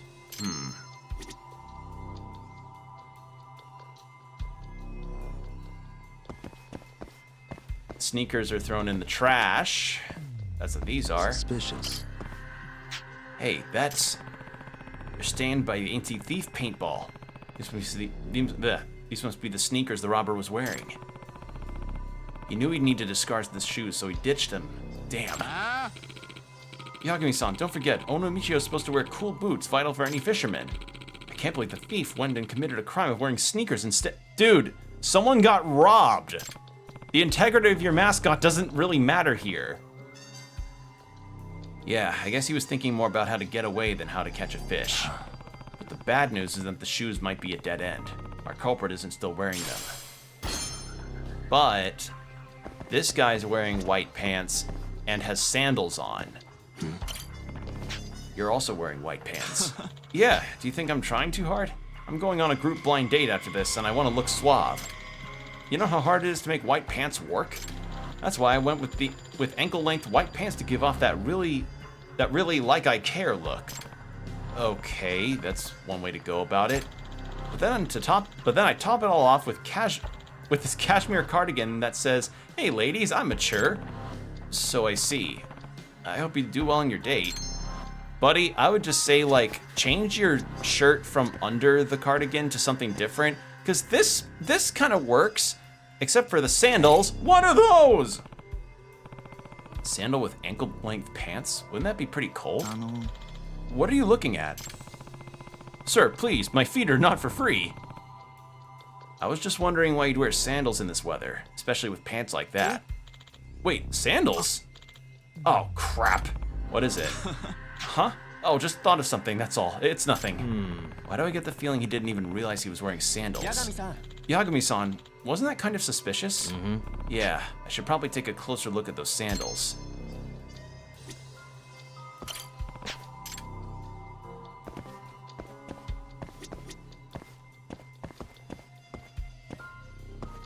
What the? White pants. That's the same color Onomichio wears. Hey, what are you looking at? Nothing. That won't be enough proof. Hey, Those aren't boots, and there's not a spot on anti-thief paint on them. Probably not it. If he's the culprit, that would mean he changed his shoes.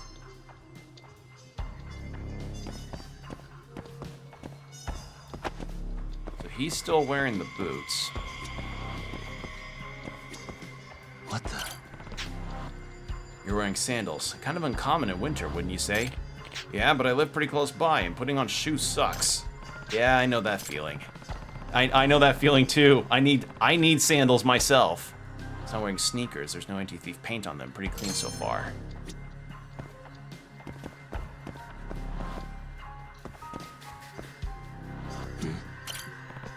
Wait, there's something written on the heel. Hey, those sandals you're wearing. They say Charles on the heel. That's the arcade we're in. Did Did you win those here or something? Yeah, you figured it out. What do you mean? Well, I changed into these when I went to the bathroom, but I forgot to switch back. Does that mean I'm a suspect? We don't know anything for sure yet, but I would say yes, this guy did it because he's wearing the white, yeah. Yeah. Are you done investigating, Yagami-san? Yep. Yeah, I got what I needed. And I have a pretty good idea who the culprit is. You do? Who is it? What? Yagami-san, don't keep us waiting. There's enough evidence and deductions that can make a pretty compelling case here. The body tells us more about a person than you might think. Oh great, I'm starting to sound like a TV detective. Wow, I feel like I heard that a detective on TV say that. So, you gonna tell us? Who's the robber and where's my money? Okay, I'll accuse the person by talking to them. He didn't even realize he was wearing sandals. Huh? You're saying you suspect me? Is this the guy who did it? Yep. Yes, you're the Onomichio bandit. Me? Where's your proof? You left some evidence at the scene that clearly points to your efforts to cover it up. These sneakers were thrown away in the trash can. They're stained with anti-thief paintball too. Yeah, I'm glad I thought to throw it at the thief. Anyone would know you committed the crime with this amount of paint on your shoes. So of course you had to ditch them. Hold on a second. What proof do you have that I'm the one who threw them away? Stop playing dumb. There's proof on you right now. There is? Check this out. This is all the proof I need. Well, that's right. You're wearing undeniable evidence. I told you, I went to the bathroom and... That excuse isn't going to fly. You borrowed Charles's sandals because you threw away your stained sneakers, right? After all, the stain proves who the robber is. Admit it already. You're the robber. I don't know what you're talking about. Well, if you want to prove you're innocent, why don't you lower the pant leg you rolled up? Right, yeah, because rolling up the pant legs would be something you do in the summer when you need to have your ankles be able to cool off. But that's... I'm going to assume the hem of your pants has paint on it. If they don't, you can prove it right now. Shit!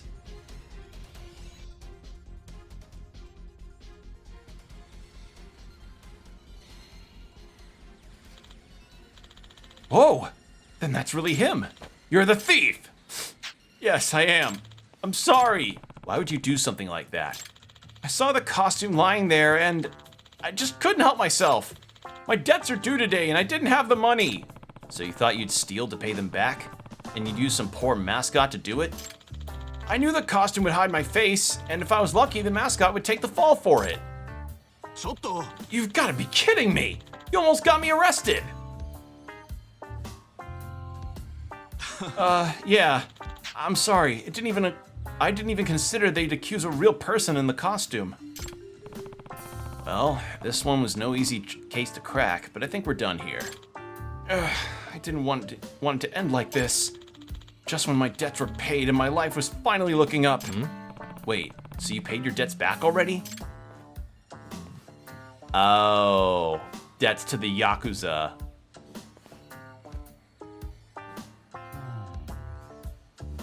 Hey, where are you going? Well, you know, look at me. Figured I'd get out of here before the cops came. Besides, the case is solved. No need for me to stick around. Case may be over, but is it really? No, the case isn't finished yet.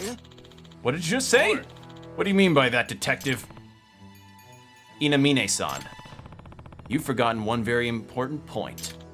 I have? The whereabouts of the stolen money. Oh yeah, duh! When I searched Kaneda-san's bag, it wasn't in there. Which begs the question, where did the money go? That's... Hey, start talking. Where's my money? Which brings us to Kamakura-san, and the bag he refused to let us see. I wonder what's in it. No way. I told you guys this has nothing to do with this stupid little investigation. Oh, but I'd say it does, because I think I know what you really are. Debt collector. Kaneda-san mentioned that he'd finally paid back all his debts. Yagami-san, that's weird, isn't it? He came here right after robbing the store, so how could he have done that? When and how did he pay back his debts? It's simple, really. The debt collector is right here.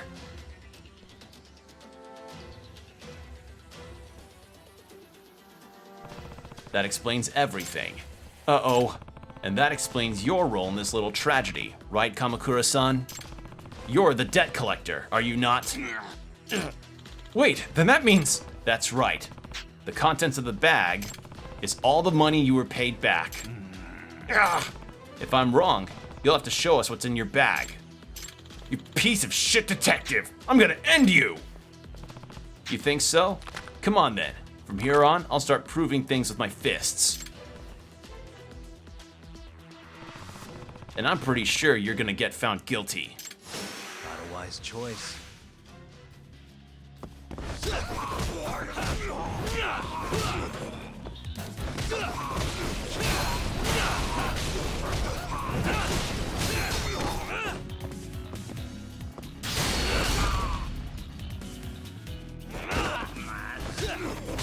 There we go. Easy. Easy clap.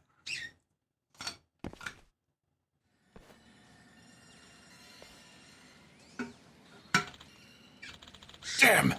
How's some scrawny detective so strong? I get lots of practice on cheap thugs like you. Now, let's see what's in your bag. Quite a large wad of bills. So you're the one he owed, right? Right. Today was the collection day, so I told Kaneda to meet me here. He brought the 500,000 as promised, but I had no idea the dumbass knocked off a store to get it. My bad. But you must have realized it was stolen when this whole fiasco started, didn't you? Yet you still tried to hide it and run. Well, yeah, who wouldn't? But I get it, I lose. I'll return the money. What's your call, Imane-san? Well, first thing I'm going to do is call the cops. Wow, Yagami-san, you were really on a roll for a while there. Yeah, thanks for all your help, great detective Yagami. Don't call me that, please. It gets to my head and I start acting like one. I just hope the whole thing wasn't too damaging for Onomichio's reputation. No way. We'll keep promoting him to make sure he stays refined and mature. Right, Nishimura-kun? Hironaka-san, thank you. What are you thanking me for all of a sudden?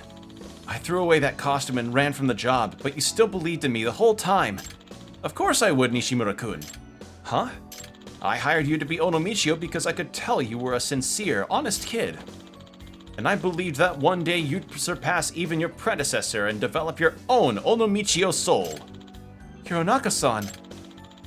But nobody can put this suit on and just wing it. It takes hard work to become a city's mascot, so don't let me down. Okay, I can at least meet you halfway. Now you're getting it. Onomichio, huh? I hope he makes everybody proud. I hope he also gets a... Who's this from? Oh, Keihin Gang. Alright. God damn it. I was, kind of wondering, like... Who's... Amane... Nanami Mats... Oh, Oh, the fortune teller. What's going on? I merely wish to thank you for going out of your way to believe me. Not just once, but thrice. Well, you made the request, so I was just doing my job. No, most people don't believe my predictions whatsoever, but you did. I'm very grateful for that. No one's ever done that much for me, so it's filled my heart with joy. I was a bit skeptical at first. To be honest, I was a bit skeptical at first. As I surmised. But as I continued to investigate, I found that what you said had weight, so of course I couldn't refuse. Hey, gamers! Things are going all right. We're just doing a bit of side content before I hop into the main story.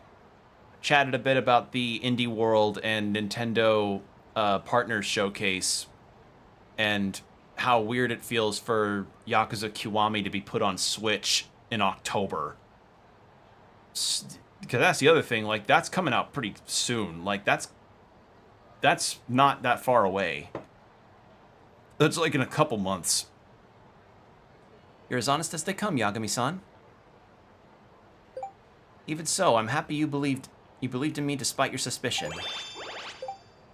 I'm not losing faith. We will still get Silk Song one day. I'll put in a request if you like anything else. All right. Okay, so Amane is one of the characters I can date. You don't want to form Kamurocho's Calamity Busters with me? Well, I'll think about it. Yeah, okay. Who else wanted to text? Alright. Yeah, the whole Silk Song stuff, I'm of the mind that the game will be out when it's out, or it'll be announced when it's announced, but I do understand that... How long has it been now? Like, almost 9 years or so since Silk Song's announcement. I get it. I get that it's frustrating to wait that long. Believe me, I had to wait 3 years to get something from Dragon Quest, but I'm of the, like, there was, hold on, I'll give my thoughts on it, after this fight. Because there was a post on Twitter that I agree with pretty heartily regarding the whole Silk Song situation and how that has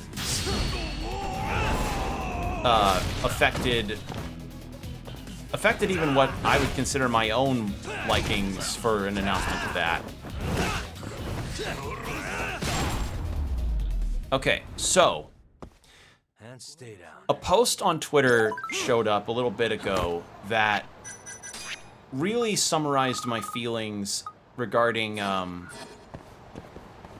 the whole Silk Song thing pretty well.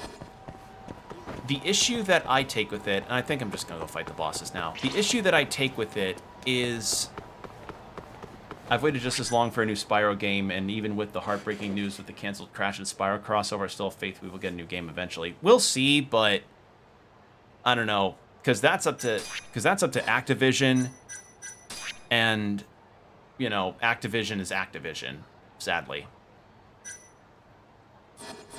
Let's go eat, actually. So, anywho, post on Twitter. Post on Twitter that essentially talked about how it really feels discouraging, or feels like it downplay. Whenever you see somebody say like "L no Silk Song" or what have you in any live chat for a Nintendo Direct, first off, the mistake is you're watching a live chat during a Nintendo Direct. Second off, it really feels like it's downplaying the really cool announcements that could happen that, while they're not Silk Song or, I guess if we're speaking to directs of yonder, Smash Brothers announcements, and it really just makes the whole event feel unfun to go through whenever stuff that's really cool gets announced, because it's not the thing that everybody wants. So that's why I also, when I hear people be like, "No Silk Song L" or "No Silk Song like clown picture," I can't help but roll my eyes. I'm sorry, but that's my thoughts. I just cannot help but roll my eyes whenever that kind of thing happens, because I'm brought back to the era of like 2014 to 2016 or 17, where it was every other damn post or every other direct that would happen, there would be complaints about no Smash Brothers related news or what have you. And it was just like, do you guys seriously not have anything else to wake up to? Like, do you guys seriously not have any other lines to say? I don't know. And I feel like nowadays in particular it's pretty egregious since Jeff Keighley fucking said that Gamescom wasn't gonna feature Silksong news using the fucking Silksong Hollow Knight clown meme, and it's like that's how you kind of know shit's bad when that sort of thing happens. Like that's on the level of Reggie Fils-Aimé during one of the E3 presentations Nintendo did back in the day, referencing the people's want for Mother 3 or a Star Fox game. And that, like, that just feels like, oh shit, I'm dead. I mean, if any, like, that feels like they're kind of making fun of the fact that there's been no news on it for so long. And I think that's been kind of the thing now that's made people go like, wow, we're really not seeing it, are we? It's the meme of Comey can't communicate, not getting an anime all over again. We eventually got one, but people kept acting like it wouldn't happen. Yeah, and I just, the best thing that I can really say to the Silksong fans that have been disappointed time and time again that there is no news, just have some patience, I guess, and have some patience, and Team Cherry will say something when they feel they can. Because Silksong's gonna be hand animated like Hollow Knight was. And they're also working in a climate that has changed in some pretty drastic and turbulently awful ways in the past few years. Remember a while ago during the Unity fiasco, how a lot of devs were having to reconsider changing engines because Unity was going to start costing them more money to use? Yeah, Silksong and Hollow Knight are both made with Unity. Now, granted, the Unity update only really applies to games that are made with the later versions of Unity, so I guess so long as Team Cherry do not update to the latest versions, they're fine. But when you don't update to the latest versions of any software, you get to lose out on stuff like extra features that may help with compatibility of games on platforms, or something that could help streamline your development process. But the trade-off is you have to deal with Unity's really horrific, greedy, EA-like bullshit. So, yeah, there's been a lot of hurdles for games lately, and especially for games like Silksong. And just be patient, you know? Like, be patient, and when something cool gets announced, don't go into a live chat and type L plus ratio plus no Silksong plus my balls are huge plus parry this Dark Souls character meme here. Like, if I took a shot for every time there would be L no Silksong news, I would have full on had a Disco Elysium episode of not remembering the world. That's how rampant it is. And since Silksong isn't an entirely Nintendo property, like, you're gonna see it no matter where. Hence the whole Jeff Keighley thing. So, I don't know, like, when a dev starts to make fun of the idea of their game not being able to reach new audiences or their game not being announced, period, that's how you know. When the industry starts to get in on the joke, that's how you know that things are looking grim for the game, or things are looking like it's a long wait. So, yeah. That was a post I saw post indie showcase that made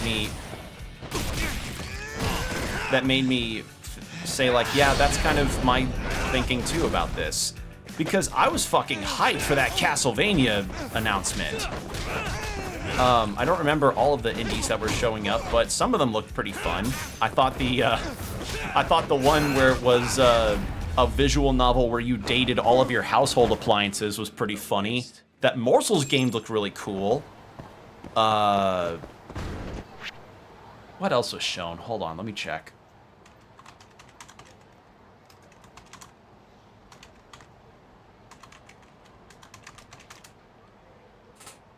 What was it?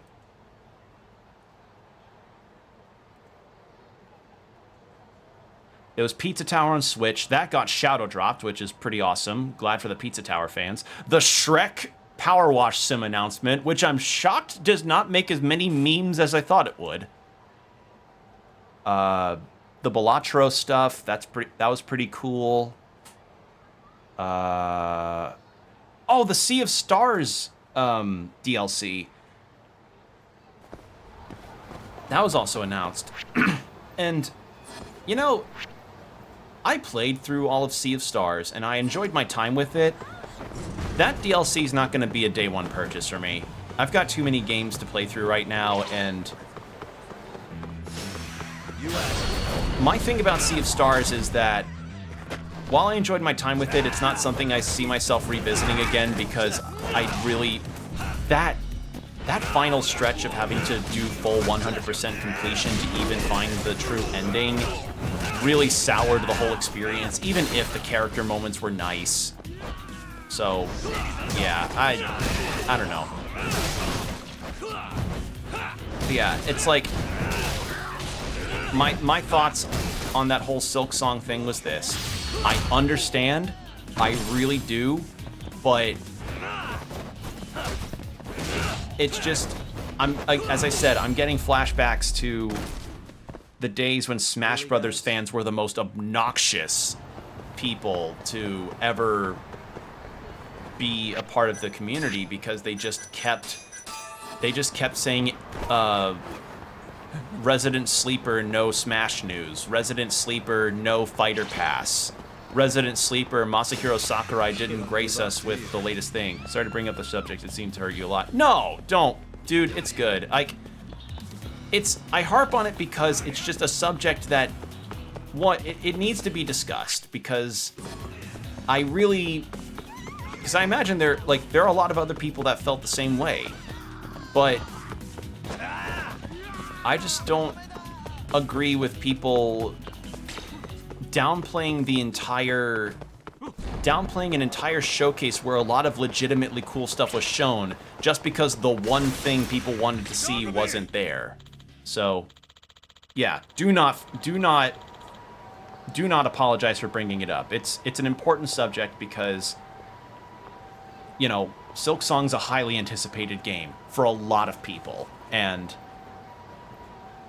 it just kind of gives off the same energy as when someone who primarily plays like one or two competitive first-person shooters or MOBAs says that no good games are coming out. That's the energy that it gives me. You know, like, it's just like, do you seriously not have anything else that you see in this presentation that is your cup of tea? So that's my general feeling. So that's my thoughts on that whole thing. I just find other things to be excited for, like the Castlevania collection. I don't think I'm getting Kiwami on... I'm not getting Kiwami on Switch, but that was a pretty neat announcement. Dragon Quest III HD 2D Remake is literally coming out the week before my birthday, and they're adding a new job or vocation to it, and you have greater customization for your party. Like, that was a nice announcement that I wasn't expecting. I would have liked to hear whether or not there's a demo for it, but we've got like 3 months before that game comes out.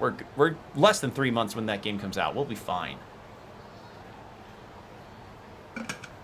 And on the subject of that game, actually, I'm not going to stream Dragon Quest III, but I will, not in full, but I will stream the demo, because I want to showcase that game, because I want Dragon Quest to get as much love as possible. And I do like that in recent years, Dragon Quest has gotten a lot of really positive reactions in the gaming sphere. That's done my heart some good as somebody who has been with the series since 9 on the DS. That's been nice. That's been nice to see.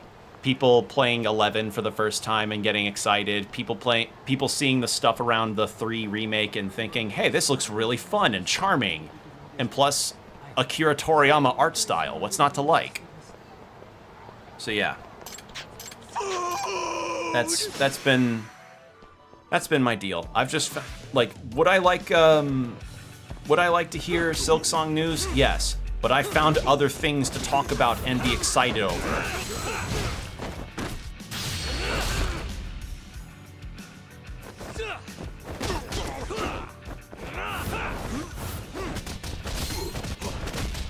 But yeah, this year has been the year of, on a brighter note, my associate's degree in digital, your associate's degree arrived in the mail. Nice! I'm glad that your associate's arrived. God, that is still a Pete move of all time. But yeah, I'm happy for you. Now you get to display that nicely on the shelf.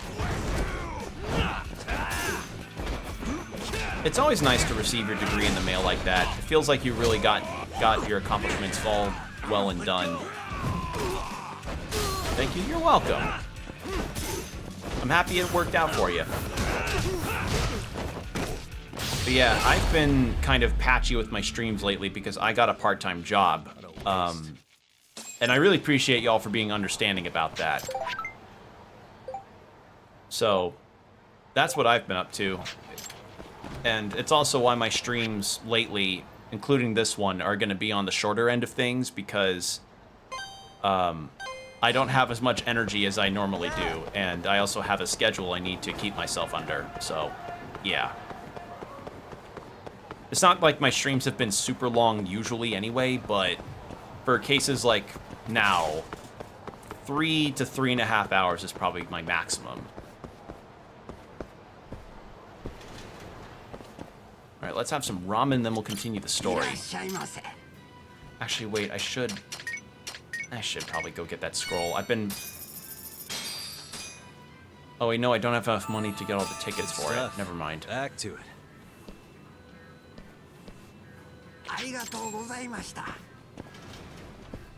20 skill points for eating gyoza. All right. Jesus Christ, I'm going in the office. Yeah, the encounter rates here are kind of crazy with the Kaheen. Can I go in? No. Damn it.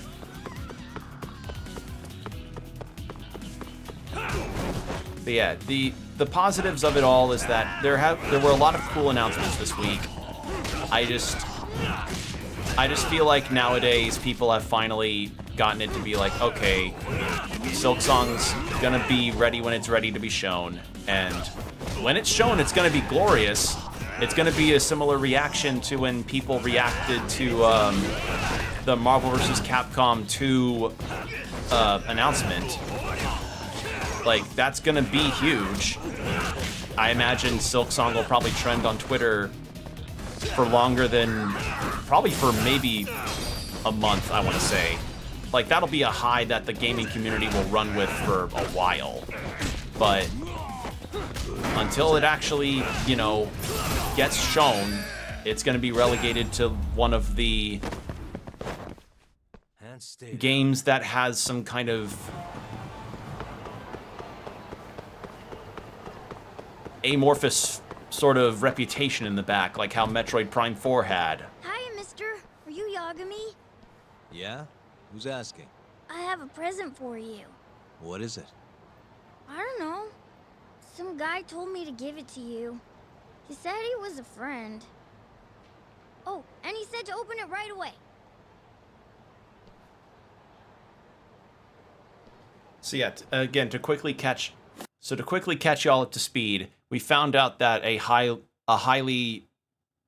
the chain police investigator is actually the culprit, or is actually the murderer that has been killing a lot of Kansai Yakuza that have been walking around Kamurocho, and also the person that killed Yagami's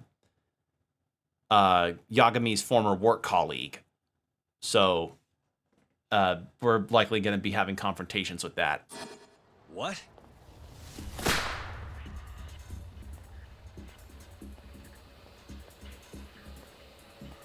Wonderful, Yagami-san. Such stunning reflexes. You even avoided doing any property damage.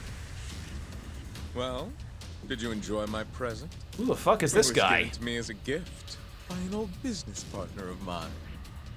Who the hell are you? Oh, pardon my rudeness. This is my card.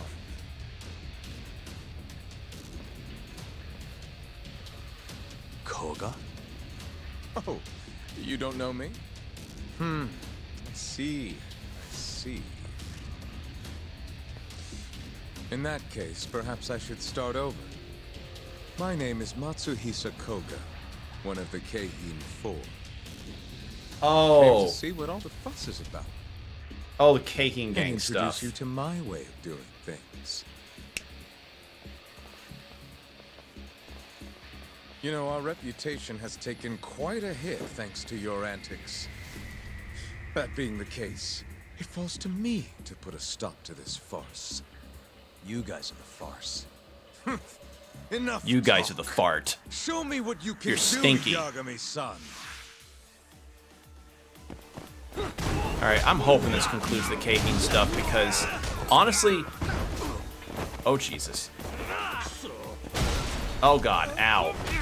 Because one of the major things about this game that I've found the most obnoxious for me is, without a doubt, the Keihin gang fights and bosses, they've popped up so frequently and have been a real annoyance throughout this game.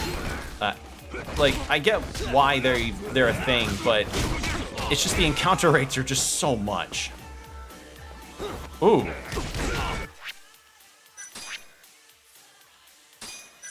This music, though.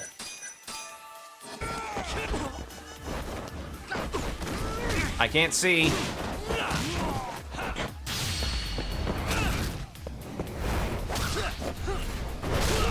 Ooh.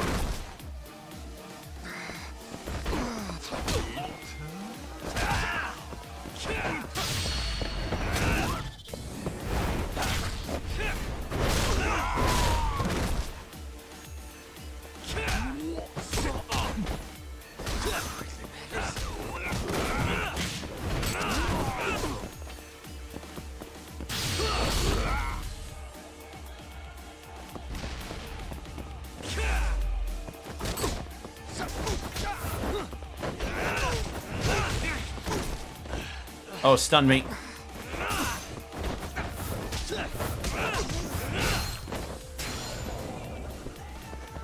Fight at full strength.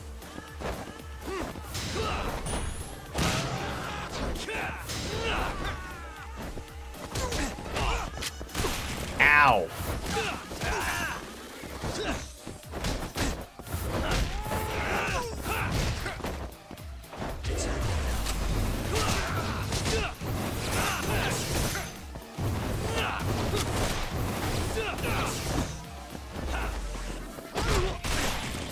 Did you just do the Guile flash kick into shooting?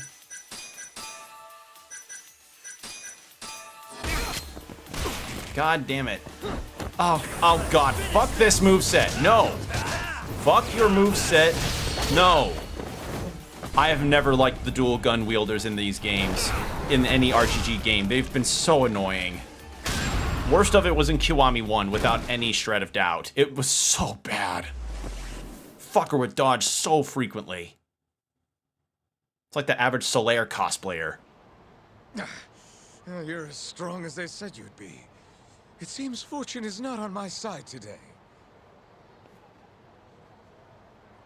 I surrender. You win. Huh? Already? In the business world, one must always know when to withdraw. If Matsuhisa Koga lost to some thug on the street, our reputation would be in tatters. Is My that J. business Michael partners Tatum? would never take me seriously again. I don't know why they would to begin with. Now I must retire until the day I get revenge. Farewell, Yagami-san. I have no idea if that's J. Michael Tatum or not. Can't these guys just leave me alone? Yeah, that was, yeah.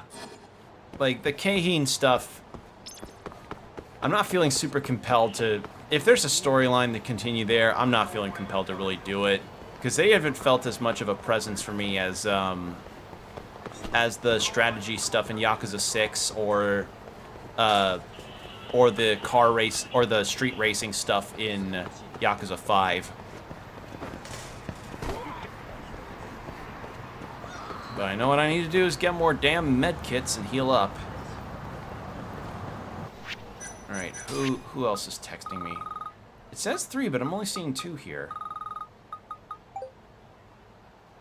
Thank you for helping me. Don't worry about it. But I have to. You saved my life. Please tell me if there's anything I can do. I don't want to date a former client. God damn it. Why was there showing 3? Let me call it even. You sure that's all you want? Okay, then I'm free right now. Are you? Sorry, I'm a little busy right now. Can I get back to you later?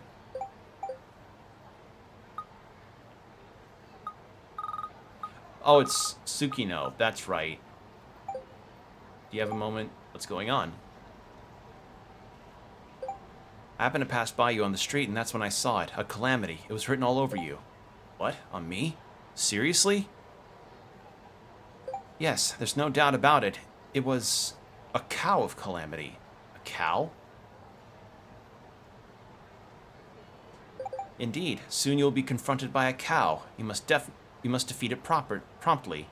So you're saying I'm going to be attacked by a cow in Kamurocho? That is one way of interpreting it. Seriously? But how am I supposed to defeat it? In return for watching over me, so will I do the same for you.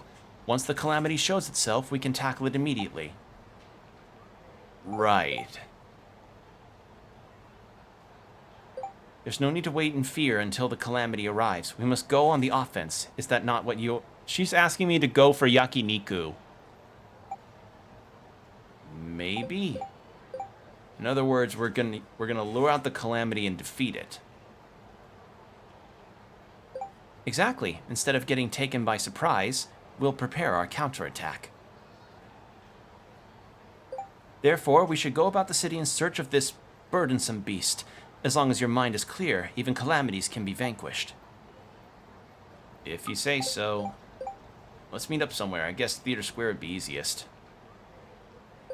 Sure. I think there was a bowling alley in that location, so let's meet in front.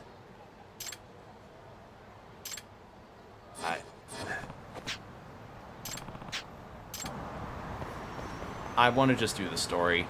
I'm not doing the dating here. I just want to get those notifications off my phone.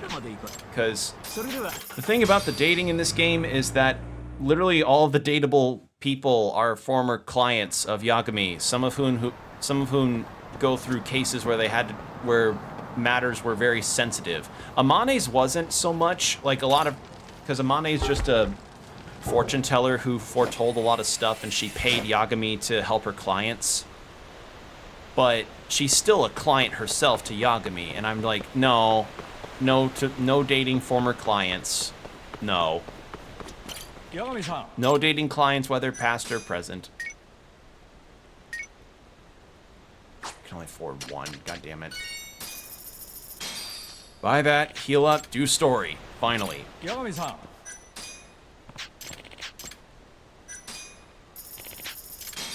Alright.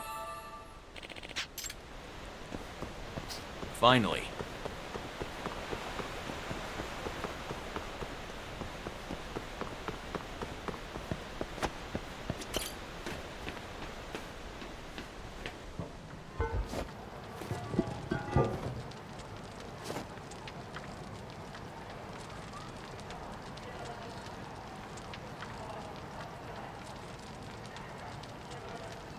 Alright, let's go to the office and finally continue the story. Sorry I spent the past 2-ish hours just kind of doing side shit and ramble. I just remembered the Bram stuff. I'll do it later. Yeah, I want to see what the deal is to start. I don't know if I'm gonna get railroaded, but we'll see. And if I want to do any more side content before the end, I'll make sure to do so. It's just I've put off the story long enough.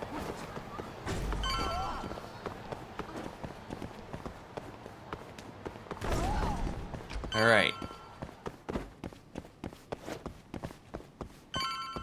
Also, yeah, the patriarch that was essentially like Yagami's dad had died in the middle of the confrontation we had. Hyperpropeller H, supermotor. Oh.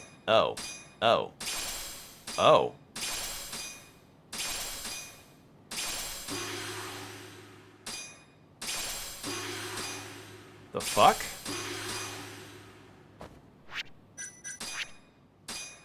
Was I able to check my mail the whole time there and I just didn't? Huh. Where's the free skill I just got? There it is. Yeah, take that. Yes, please. Yes, please, yes, please, yes, please. Oh, I want that. Oh, and that too.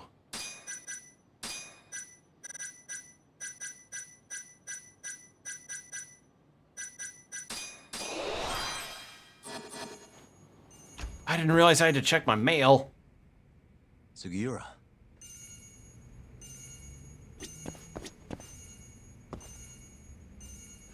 Oh god, is this like the fucking... Is this like the coin locker so I have to hunt QR codes? Oh. What happened with Kaito-san? Is he okay? Doctor said he'll be back on his feet in a few days. We took him to some back alley joint. Hush-hush, you know? Didn't realize you had those kinds of connections. Actually, he was a friend of Kaito-san's. Sounded like they go way back. Couldn't you have just gone to a hospital? That's what I thought. Kaito-san was pretty insistent, though. Said he didn't have time to deal with a bullet in the gut. That's Kaito. How'd everything go with you? I heard the Cure Club burned down. Yeah, things were tough. Sounds like you could use some rest then. Heading out then? I just figured I'd stop by to tell you about Kaito-san. Now that I know you're safe too, I'm gonna go pass out at home. You do that. Good night.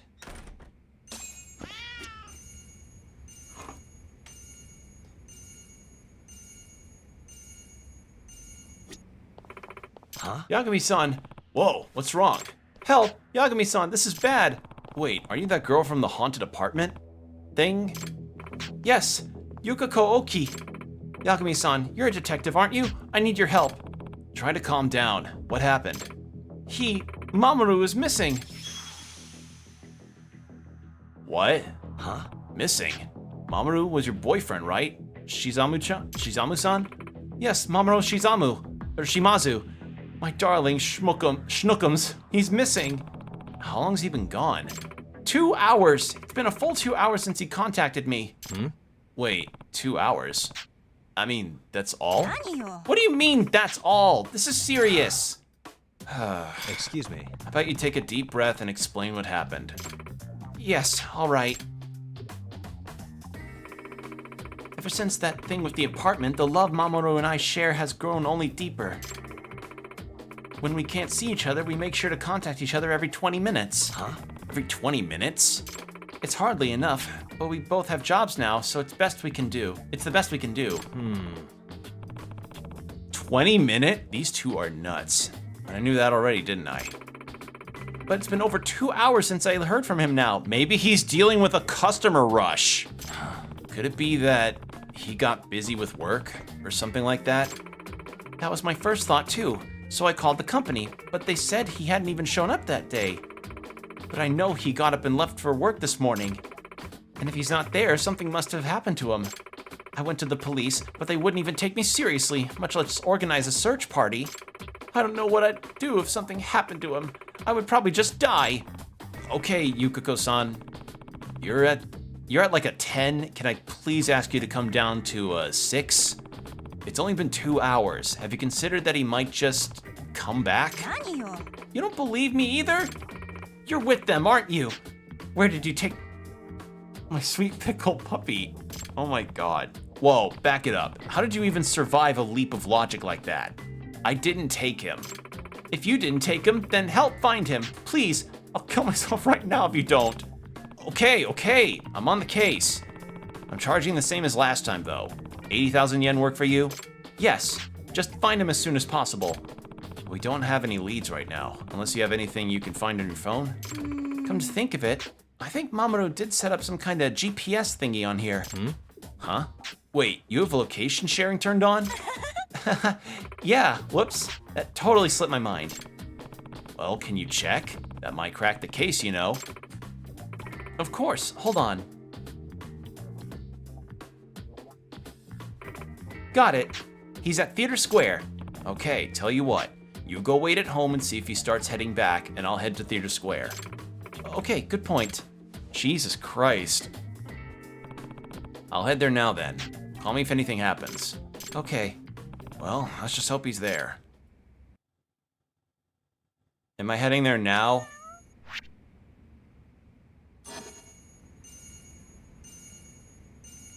Fuck it. We'll do story next time we stream this.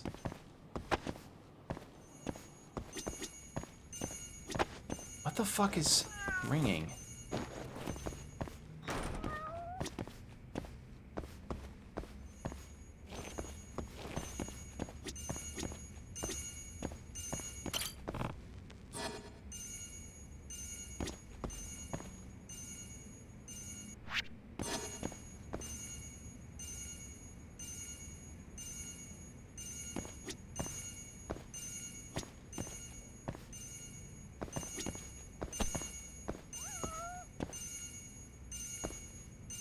It's the QR code thing.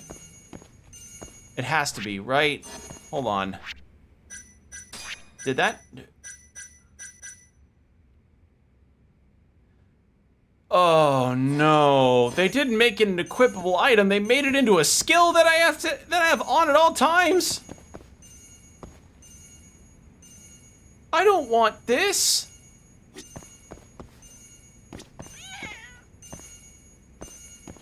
Oh, no. Oh, well, prepare to hear that for most of this playthrough, for the rest of the playthrough now.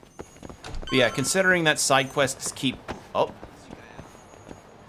Considering that side quests just kind of keep happening at this time, I think it's just fair to say that it'd be better off if I probably waited until... How the fuck do I turn up... Get him?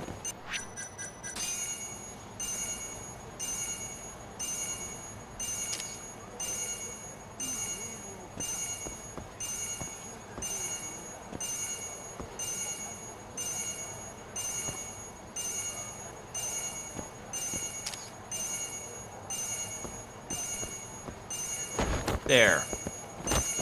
Okay, I need to be at a full straight-on angle. All right.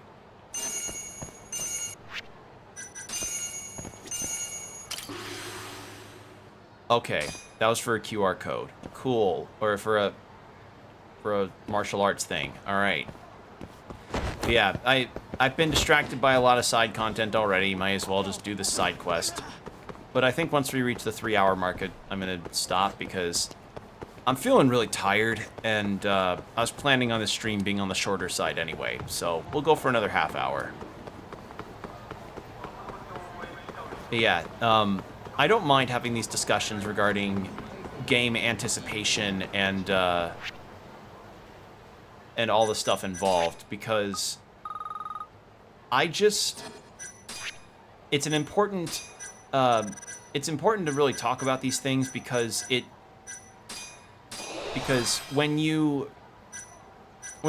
good to be excited about something, but to downplay almost everything else around it just because it's not the thing you want really makes it, just really deflates the whole experience of getting to watch these showcases live, you know?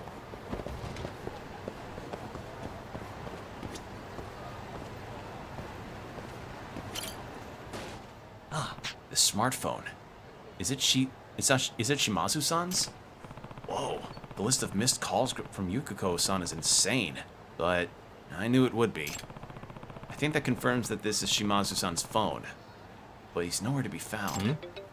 Shimazu-san's phone is ringing. Guess I may as well answer. Hello? Hello? Hee.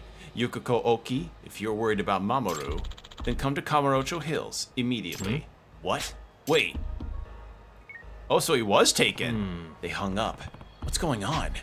I better get to Kamuro Hills. I guess I should let Yukiko know, though. Damn.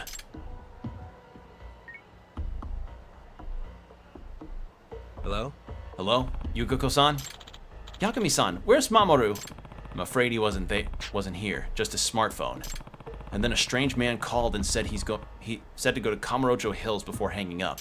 What? Is Mamoru okay? Oh, Mamoru? Does that mean he was kidnapped?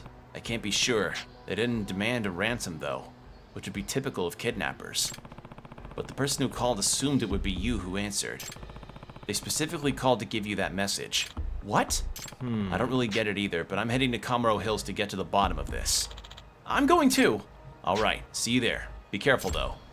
Okay, let's head to the front of Kamuro Hills.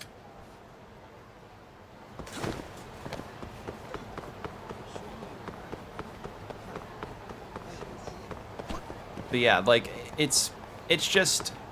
I've just seen that attitude before with people that are excited about a game in the past, and I just can't, like I don't want to downplay people's frustrations, because that's the thing. I really don't want to sound like I'm downplaying people's frustrations about the lack of news regarding Silksong. And I'm also in agreement with some cases I've heard where, oh shit, ads.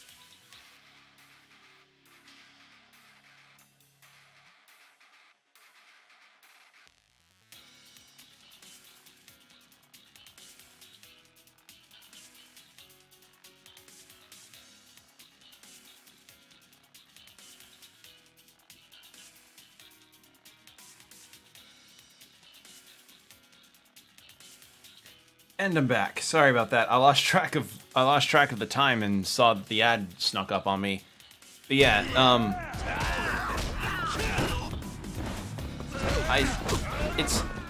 And I can understand the general frustration regarding the whole bit of a... I can understand people's frustrations regarding Silksong because there's also the matter of, like, the game was announced so many years ago, and there has been quite literally next to fucking nothing about the game ever shown. Like, not anything from devs saying, hey, here's some concept stuff for the game that we wanted to show off. Take a look at when the game's releasing, or what have you. Like, it's been just nothing. Absolutely nothing for so many years. And there's been some assurances from the devs that the game is still being worked on and that it is things are going through with development, but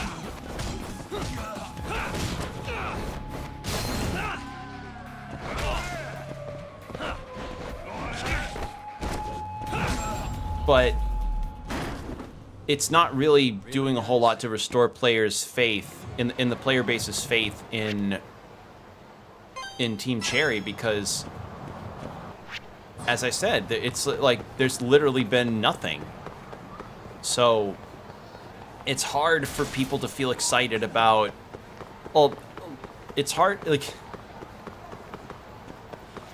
I mean, it's, as I said, it just feels like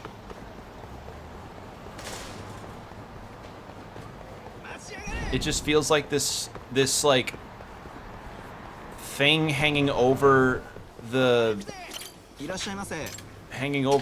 games industry, and now the industry people are playing into the joke, it's made it feel like, wow, we may not actually get it, you know? So it's not a fun situation to be in, you know? It's not a fun situation to have happen because it's a game that people want, but the devs have just been so hush-hush about it, and now Jeff Keighley's in on the joke. And it's been so many years since that first trailer, and people are just not feeling like I feel like people have kind of shifted from excitement about any potential Silksong stuff to just frustration. And when that frustration is bleeding over into other people's excitement, it again feels like it's downplaying the general. It feels like it just downplays the other games that are shown that people worked many goddamn hours to code, make art, animate, assemble UI and everything, and test to high heaven, all because it's not the thing they want. And I don't, and that's not the intention that I believe they have. You know, I don't believe people are making these I don't believe people are saying these things or being negative about no Silksong news just to do that, to downplay other people's excitements. It's because it stems from a place of frustration that Team Cherry just truly have not shown anything. But I don't know. It's very rampant in the same way that Smash Brothers news was back in the day, and you know, as I said, I roll my eyes whenever I saw that, because on top of it kind of being part of the joke, it was kind of considered part of a joke.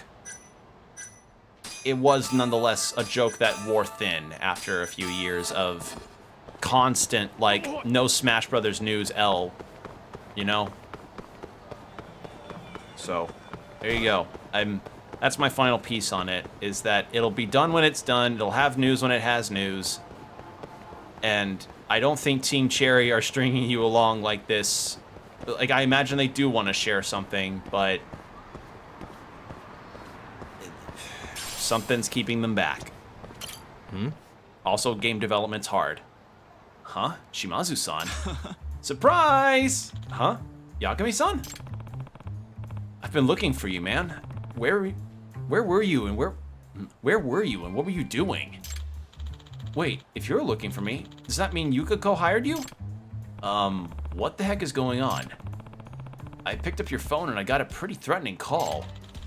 That was you on the other end, Yagami-san? That's not how that was supposed to go.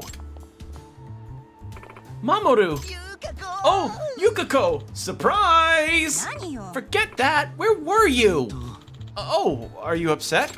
Of course I am! I was worried sick! You weren't meeting another woman, were you? What are you saying, Yukiko? I'm not even capable of that! Then what were you doing? Okay, Yukiko, close your eyes real quick. Huh? Excuse me? What the fuck? Just close your eyes, Yukiko. What in the hell?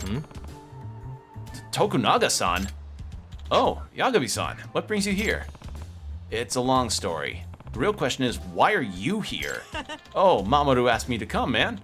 We're bros, so I told him I'd be glad to help his girlfriend's present. Huh? Help with his girlfriend's present. What? You're a present?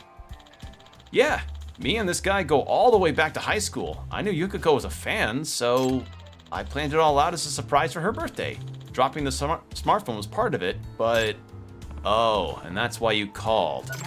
Hey, guys, how long do I have to keep my eyes closed? Oh, sorry. Okay. Huh? Whoa! You were wearing a wig? No! It's a hat! Yeah! Yagami-san, go after it! Huh? Again? Come on, Mamoru's girlfriend can't see me like this! Hey, come on, how long do I have to keep my eyes shut? Hurry up, Yagami-san! She's going to open her eyes! For crying out loud. Dude, is there not like a cap or like some kind of adhesive you can use for this fucking wig?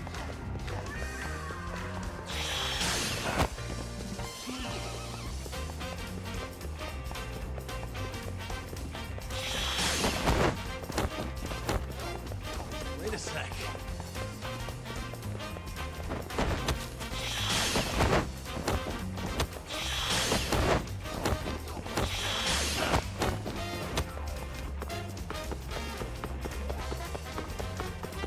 Wait a sec.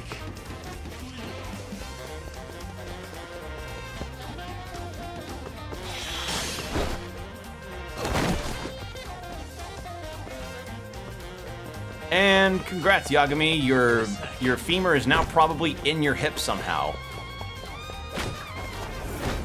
Oh my god.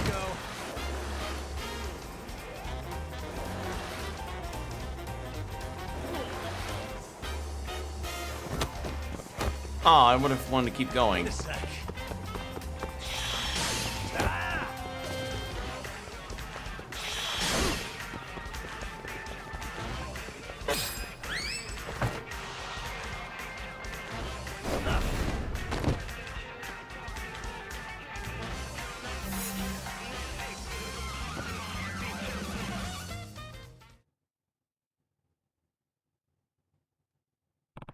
Here. Whew, that was a clutch, man. Dude, seriously, secure that shit better. Okay, Yukiko, you can open your eyes now. Took you long enough. Wait, what? No way. No way! Toya? Huh? What? How? Happy birthday, Yukiko! Happy birthday, Yukiko! He's my present for you. Is this what you've been up to, Mamoru? I had to get things ready, so I couldn't get in touch. I'm sorry for worrying you, Yukiko. Oh, well then why didn't you just tell me, Monkey Muffin? Then it wouldn't be a surprise, would it, my sugar booger? I don't think sugar booger would work, but sure. You're lucky to have a guy who can make you smile, Yukiko-san. I see no one wants to stop and consider what I just went through. Excuse me. Hey, can I go now? Oh, yeah. Here's your fee, Yagami-san. Shall we then? I've got a reservation at the Italian place you love. Yay! Let's go! Let's go! Aw, you two are a couple peas in a pod. You sure I'm not just a third wheel here? Of course not! I'm so happy you're here. That's twice this couple has taken me on a ride. Alright. And since we're in the same area, let's go do the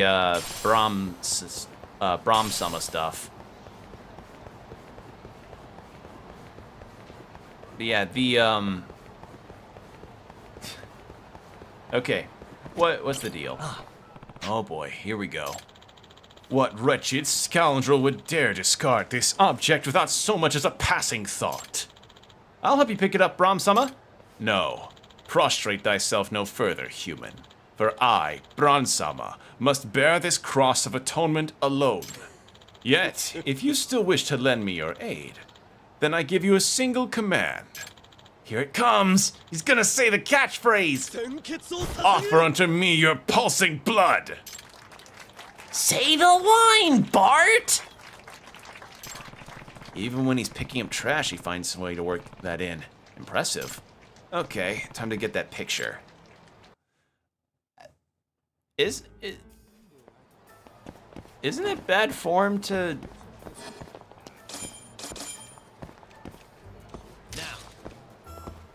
Nice. I don't think... IRL, you wouldn't really do this, because in Japan, they've got a very strict privacy sort of thing for people, and you can't just take candid pics like this out of nowhere. Like, that's why, in the event, if you ever... Here's a heads up for y'all, if you ever plan on going to Japan in the future, there are places that do not allow pictures or filming inside. At all. Like, that's a thing that's... I imagine there's enough YouTube articles about, like, blank YouTuber or blogger went into this place and then made a nuisance of himself live streaming the whole thing. And then he proceeded to get kicked out of the establishment, like that kind of thing. Like, they want to keep their privacy. Places would prefer to keep their privacy. So, yeah, most places would not really allow you to film or take photos.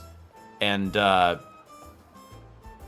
you know, if it's for, like, say you wanted to take a video to show to friends or something, ask for permission ahead of time. You know, it's nice to at least ask about it instead of just walking right in and doing it. So, yeah. Nice, I managed to get a good close-up of Bronze-sama's face. This will make a decent scoop. Ha! Nailed it. Now that's a solid picture. Guess it's back to shellac for me.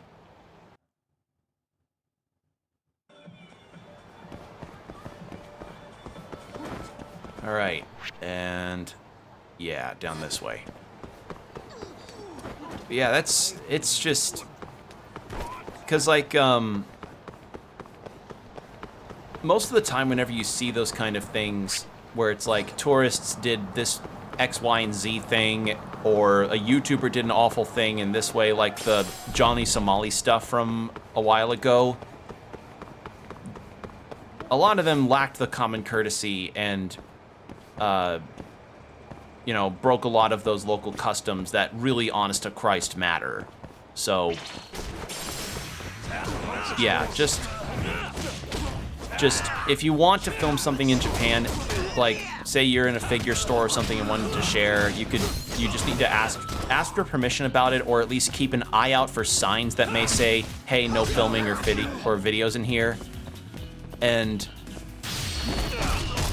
moreover, if you're gonna buy stuff there and want to show it off, just show pictures of it after buying, you know?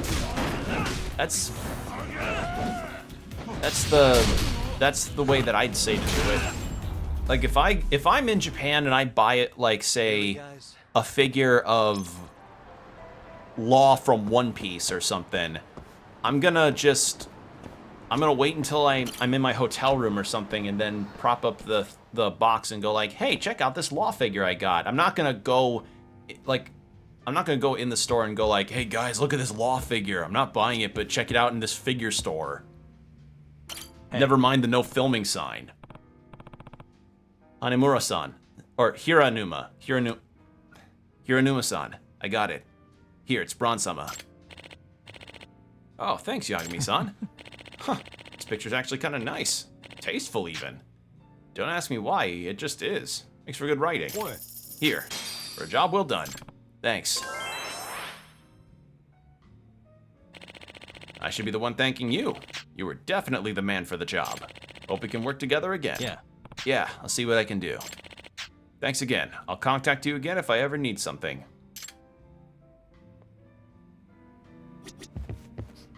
Alright, and then let's go have a drinking contest with the hitman's alcoholic brother.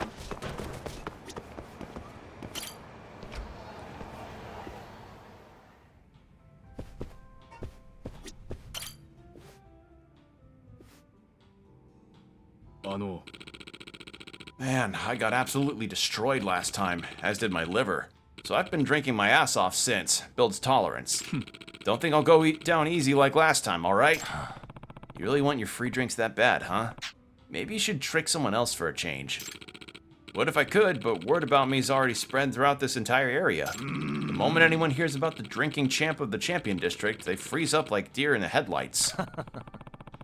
More like freeloading champ of the champion. More like freeloading champion of the Champion District. Now let's get down to business. Losers treats the winner, as you may already know. Yeah, I guess I could drink for a bit. Now you're talking. Let's get our drink on. This is just the tip of the iceberg. It's drink or drown, Yagami. Bottoms up. Still thirsty over here. Feels like I haven't even had a drop to drink in weeks, am I right? Keep 'em coming. Man, you are handling your business over there. Me, I'm doing just fine. No, siree, I'm done. Throwing in the towel here. Damn, I can't believe I ended up losing twice. Guess drinks are on your dime today. Those are the rules, right? Yeah, I suppose. After all, a man's word is his bond. Let it be known, I'll get that free drink out of you someday. You walk outside and you just see him just vomiting in the alleyway.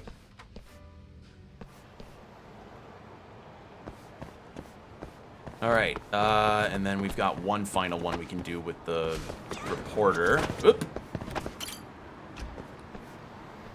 And then I think after that we may end soon. Get some photos again? Sure, but what kind of photo are we talking about this time? A crow. Huh? A crow? What for? It's not just any ordinary crow. I'm looking for the rare and fabled white crow. A white crow? Not sure I'm buying that. At first, I couldn't believe it either. But then all these witnesses started showing up, so I figured it might be real. I bet people would lose their minds if they happened to see it for themselves. Is it just some kind of rare genetic anomaly? Yeah. Rare doesn't even begin to describe it. I did some research, and it turns out the odds of a white crow being born is 1 in 100,000 or lower. On top of that, white crows generally get neglected by their parents and die young, which only adds to their rarity. Damn, even the world of crows is rough. Yeah, and even if they get lucky and make it to adulthood, a harsh fate awaits these survivors. Might be because of their different plumage, but the white crows get bullied by the others and excluded from the flock. That's harsh. It is. Even among crows, those who don't blend in are forced to live in hardship. Hey. Well, where was this bird last seen? I'm not sure. Each of the witnesses' testimonies have it pegged to a different location. But all the reports agree that the crow can only be found way up in the sky, alone. So you'll need to go somewhere with a very high vantage point to find it. Sure, but don't you think that's going to make it difficult to get a clear shot? Yeah, so take a super zoom lens with you in order to get a clear shot. It'd be great if you could capture it in the center of the frame, if at all possible. Sounds kind of difficult. I'll give it a shot, though. Great! But I want this shot against a night sky. At night? But why? All the witnesses happen to see it at night. It seems that the white crows hide during the daytime. But crows aren't nocturnal, though, are they? Nope. If anything, they usually sleep at night. But this one might have learned to hunt on its own, so as to avoid interference from other crows. So it's not a lone wolf, but a lone crow. Well, I guess that's all I need to know. Man, I've got to say, this sounds like a wild goose chase. Not goose, crow. But I'll bump up your payment then. Let's make it 100,000 yen and call it even. Best of luck to you now. Guess I'll climb as high as I can once it gets dark out. Top floor of Kamuro Theater is a pretty high vantage point.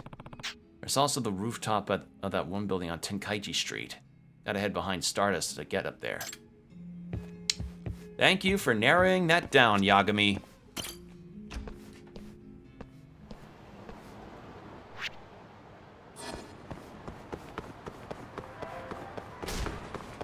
Alright, yeah, we'll do this crow quest and then we'll stop.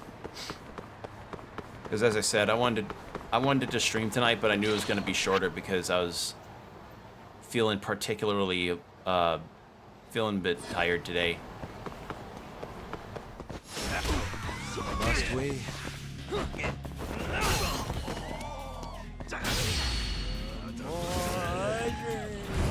The stronger I get.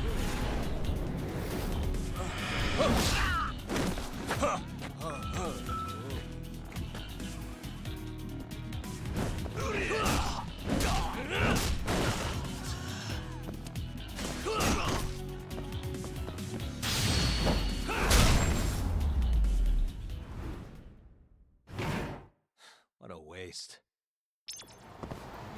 Alright, so building behind Tenkaichi Street, Stardust. I'll try both and see what happens. Although there is the Pink Street there. I don't know what the Pink Street thing's about.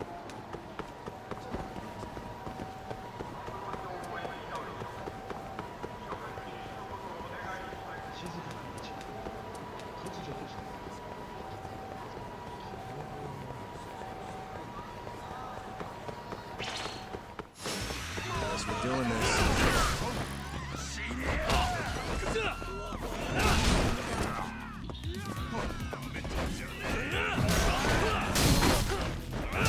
Oh god, we have another leader now. No.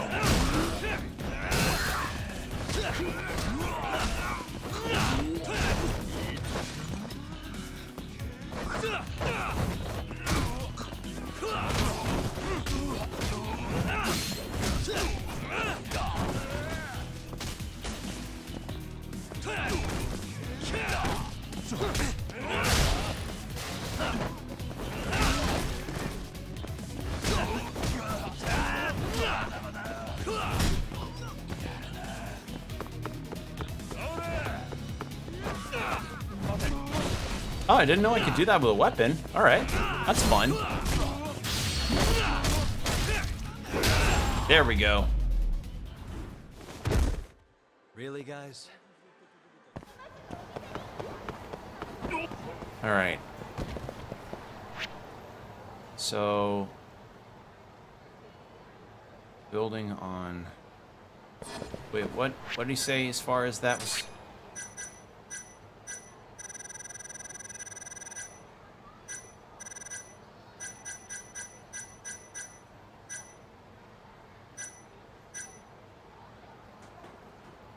Oh, right, the burglar fugitive thing. I have no idea where that guy could be.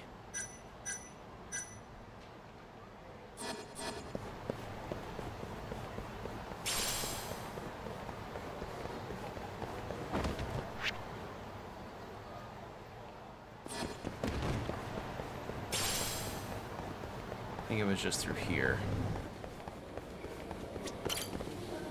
4, 6.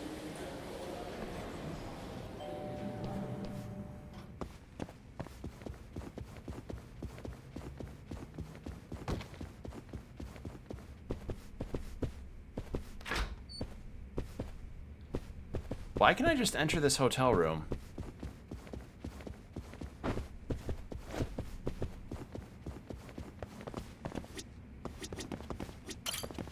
Also, that was not the right spot.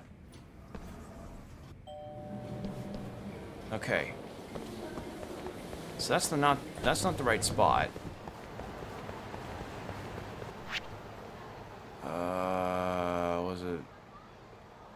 Was it this building?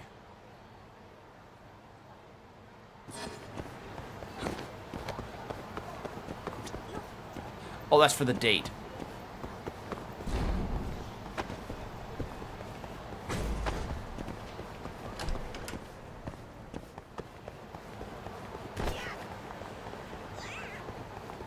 Not Millennium Tower. Or, actually, let's see. Let's try. Yep, to the rooftop. This would be one of the higher spots in Kamurocho.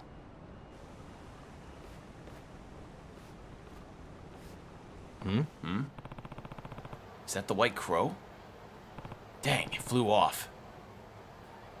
Maybe I'll stick around for a bit. This isn't working. It's too far away. At least I know where it flies around now. Tenkaichi Street should be the ideal spot. Should be able to get to the rooftop Stardust. Alright. So it was like the Millennium Tower area.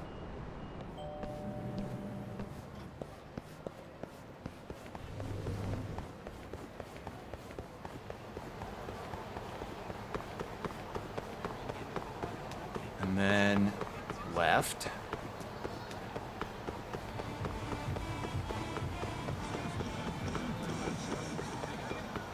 Stardust is here. So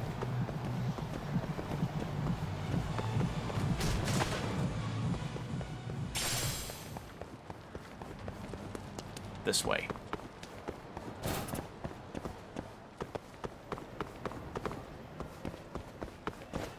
I like that Stardust is just a consistent location in all the RGG games.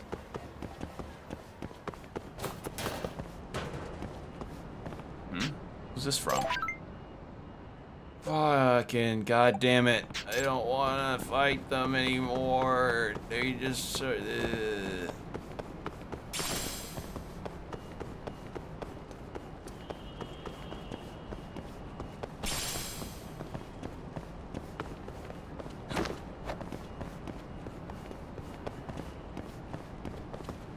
Here we go. Ah, it really is all by itself, and at night too. Kinda sad. Well, time to take a picture before it flies off.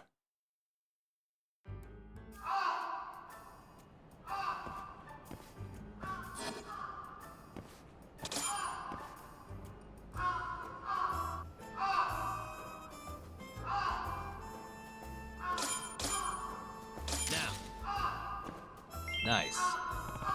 Nice. Got it right in the center of the frame. Picture perfect. Alright, maybe I should take photography. Can you even tell it's a white crow? Could easily pass for a dove or a seagull. Oh well, let's just say, yeah, Hinamura.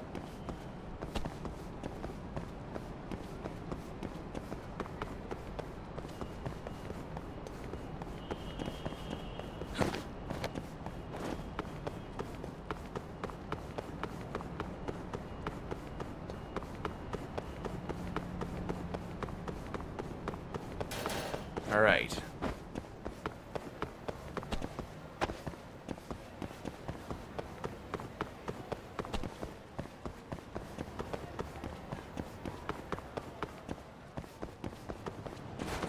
Head back to Champion District again. Oh, I forgot I could take that route.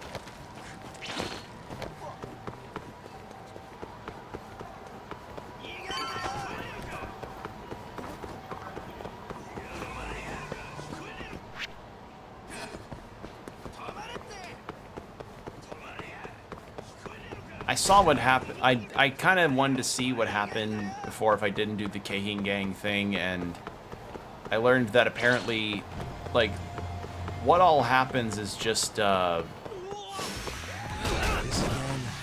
that happens is just that you get texted about how disappointing it is that it didn't get fixed or something. It was very inconsequential, and it's just the encounter rates are so high, and I'm just kind of tired of the Keihin, really. You asked for it. Like, they're good for experience points, I guess, but the sheer encounter rate, like, I don't like the percentile threat thing. I prefer them to maybe have, like, their own full side storyline, like how other Yakuza, like how the Yakuza games handled a lot of that stuff. So, yeah. In any case, let's hand this in and then we'll end. Hey. Hiranuma-san, I brought you the picture you asked for. Yagami-san. Whoa, you actually found the dang bird. Let's see it. This'll make headlines for sure. Way to go, Yagami-san. Can you actually tell it's a white crow? Nope. The fact that we don't know for sure is what makes it so great. That's how curiosity is born. What do you mean? Think about it. We're talking about a rare white crow that struggles to make it past infancy, here in the middle of Tokyo. Having only been confirmed in eyewitness accounts and vague photographs, it's something of a local phenomenon. Oh, I get it. Kind of like Nessie or Bigfoot. Oh. Exactly. Or Mothman, or the Queen of England, or the Tooth Fairy, or Santa Claus. Whenever there's an unsolved mystery, people get swept up in the adventure. A solitary white crow cuts through the night sky, high above a city where outcasts gather. Fact or fiction? You decide. Ah, when you put it that way, I do get a sense of adventure. Right? With so much negativity on the news these days, the world needs this sort of thing. Spread some hope, you know? Well, I'll be damned. So you're not just chasing scandal after scandal. This might actually cheer people up. Well, I just did this on a whim. I'm probably better off chasing celebrities anyway. Here, take this as your payment for today. Thanks. Hey, thank you for getting me all these amazing photos. We should work together again whenever we get the chance. Yeah. Definitely. This has been working out pretty well for the both of us. So it seems. Two professionals cast out by the profession that made them. What are the odds, huh? In some poetic way, we're the white crows of our careers. Though not quite as rare. I guess that's the way it goes. Well then, I'll see you around. And that's that. Alright. Well, that's where I'm going to stop for now, because it's been about 3 hours and I'm feeling still pretty tired. But this has been fun. I've had a lot of fun getting to chat with you all in terms of updates and all the Nintendo news that has come out in gaming and how, you know, things could progress into potential stream plans. Because as I said, I do want to stream that Castlevania collection. Like, to get the true ending of Dawn of Sorrow, to actually finish Order of Ecclesia, and to play Portrait of Ruin. So, count on those happening. But yeah, that's going to be it for me for the night. I hope you all had a good time. And if you're seeing this on YouTube, hello. If you want to catch these streams live, be sure to follow me on my socials. Mostly on Blue Sky and Tumblr is when I've been posting that I'm going live on my games. And if you want to see... Yeah, when I post is usually with that. So, yeah, that's going to be where I post all the stuff. I've been just straying away from Twitter because Twitter's a hot garbage pile right now, and it's even more of a hot garbage pile considering that Brazil is apparently, like, wanting to completely ban Twitter out of the country. So, yeah, that's something. But yeah, that's gonna be it. I will see you all next time.